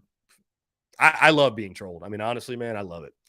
It means we're popping on social media. So there are plenty of accounts out there, plenty of the Gamecock podcasts that don't get trolled, and they also don't get paid to do it full time. So there you go. Hey, man, like I said, the beauty's in the banter. I love all those that support us, troll us, want to cancel us, whatever, man. So real rock or real. Linton, I don't understand how trolls have so much time to waste trolling unless they're bots. I mean, yeah, like I said, man, I really like to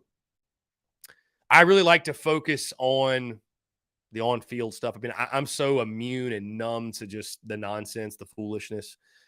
It's kind of sad. It's actually kind of sad how immune I am to people trying to cancel the Spurs Up Show and trying to cancel me off the internet. It's literally such a day in, day out occurrence. Like the comments we've had today, they're literally so common that it just doesn't move the needle anymore. So whatever. It doesn't move the needle anymore. So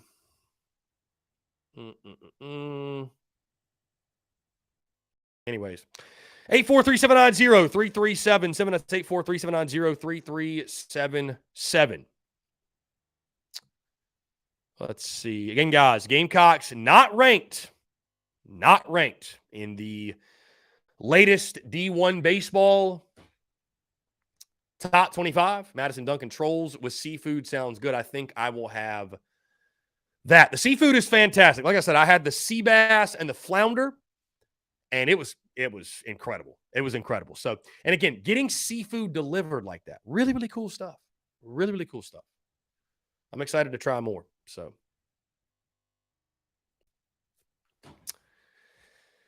I'm excited to try more. Dale from East Tennessee say, hey, Chris, Dirty Myrtle is hot. I hear you. It is, man. It's that time of year, though. You got Robbie Davis going to the pool and Dale's out at the beach. And, man,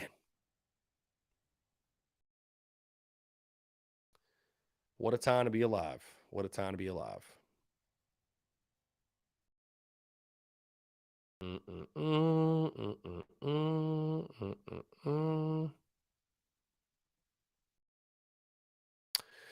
Joseph says about the game tomorrow, we are due, and we are facing a guy that we've seen before. Ethan Petrie will go yard. I tell you, Joseph, I mean, I hope so. And it's crazy like how long it's been since he went yard. Honestly, it's crazy about how long it's been since he went yard. Brian Dean asks, Chris, are you going to the UNC game, the football game, the first football game? No, Brian Dean, I will not be there. Like I just mentioned, we will be doing a post-game call-in show, which will require me to be in studio, locked in with the content right here. Well, not necessarily this studio because we're moving in about a month and a half. But so we'll be in a new studio, but I will not be at the game. You know, I had some back and forth. We want to set up a little pop-up shop, do some merch, do a remote call-in show. It's just not going to happen, man. My value that I've placed on, like I said, I love my freedom, flexibility, efficiency, and creating the content. Creating content is makes the most business sense. It's the most important. And the post-game call-in shows, man, are a no-brainer. There's something that I've had in mind for quite a while and just never executed on. Like I mentioned, we're going to do the live stream watch-alongs also in the Big Cock Club Discord. We're going to do the post-game call-in shows, I'd say 10 minutes after the end of kickoff, which those, if you think today's chat or any other chat has been unhinged, I can't even imagine what after a football game is going to be like. So unless something changes, I will not be at that football game, and I'm still kind of trying to figure out what we're going to do this football season in regards to the Carolina Ale House watch parties. I mean, that's something I'd like to continue, but no, you will not see me at a stadium this fall anywhere, whether it be home or away. So, again, we're putting focus and emphasis on the content, and honestly, I love it. I love it. I love, again, the freedom, the flexibility to, I mean, not have to be anywhere, just be able to go travel and do whatever and still tune in and watch games and cover them at a high level. And, yeah, I love it. I honestly love it. So, and I've been as somebody who's been to hundreds and hundreds and hundreds and hundreds of games. I know what I'm missing out on. So I'm excited this season to switch things up a bit of the football season. And like I said, take questions, comments, calls after games and put a real emphasis on the content. And I think it's going to be awesome. I think the post-game call-in shows are going to be as off the rails as anything we've ever done. Yeah, Austin Miller says, looking forward to the drunk call-ins after. If you had heard the voicemails I didn't play in regards to listener questions, dude, the fact that those are going to be taken live, it's going to be crazy, man. It's going to be crazy. So, Jeff Gullidge, I can't wait to hear those post-game calls. Yeah, it's going to be nuts. I can't wait, though, man. That's going to be fun. That's going to be very fun. Again, the game will end. I'll give my post-game reaction video as we always do, and then we'll jump right in about 10 minutes after the end of kickoff.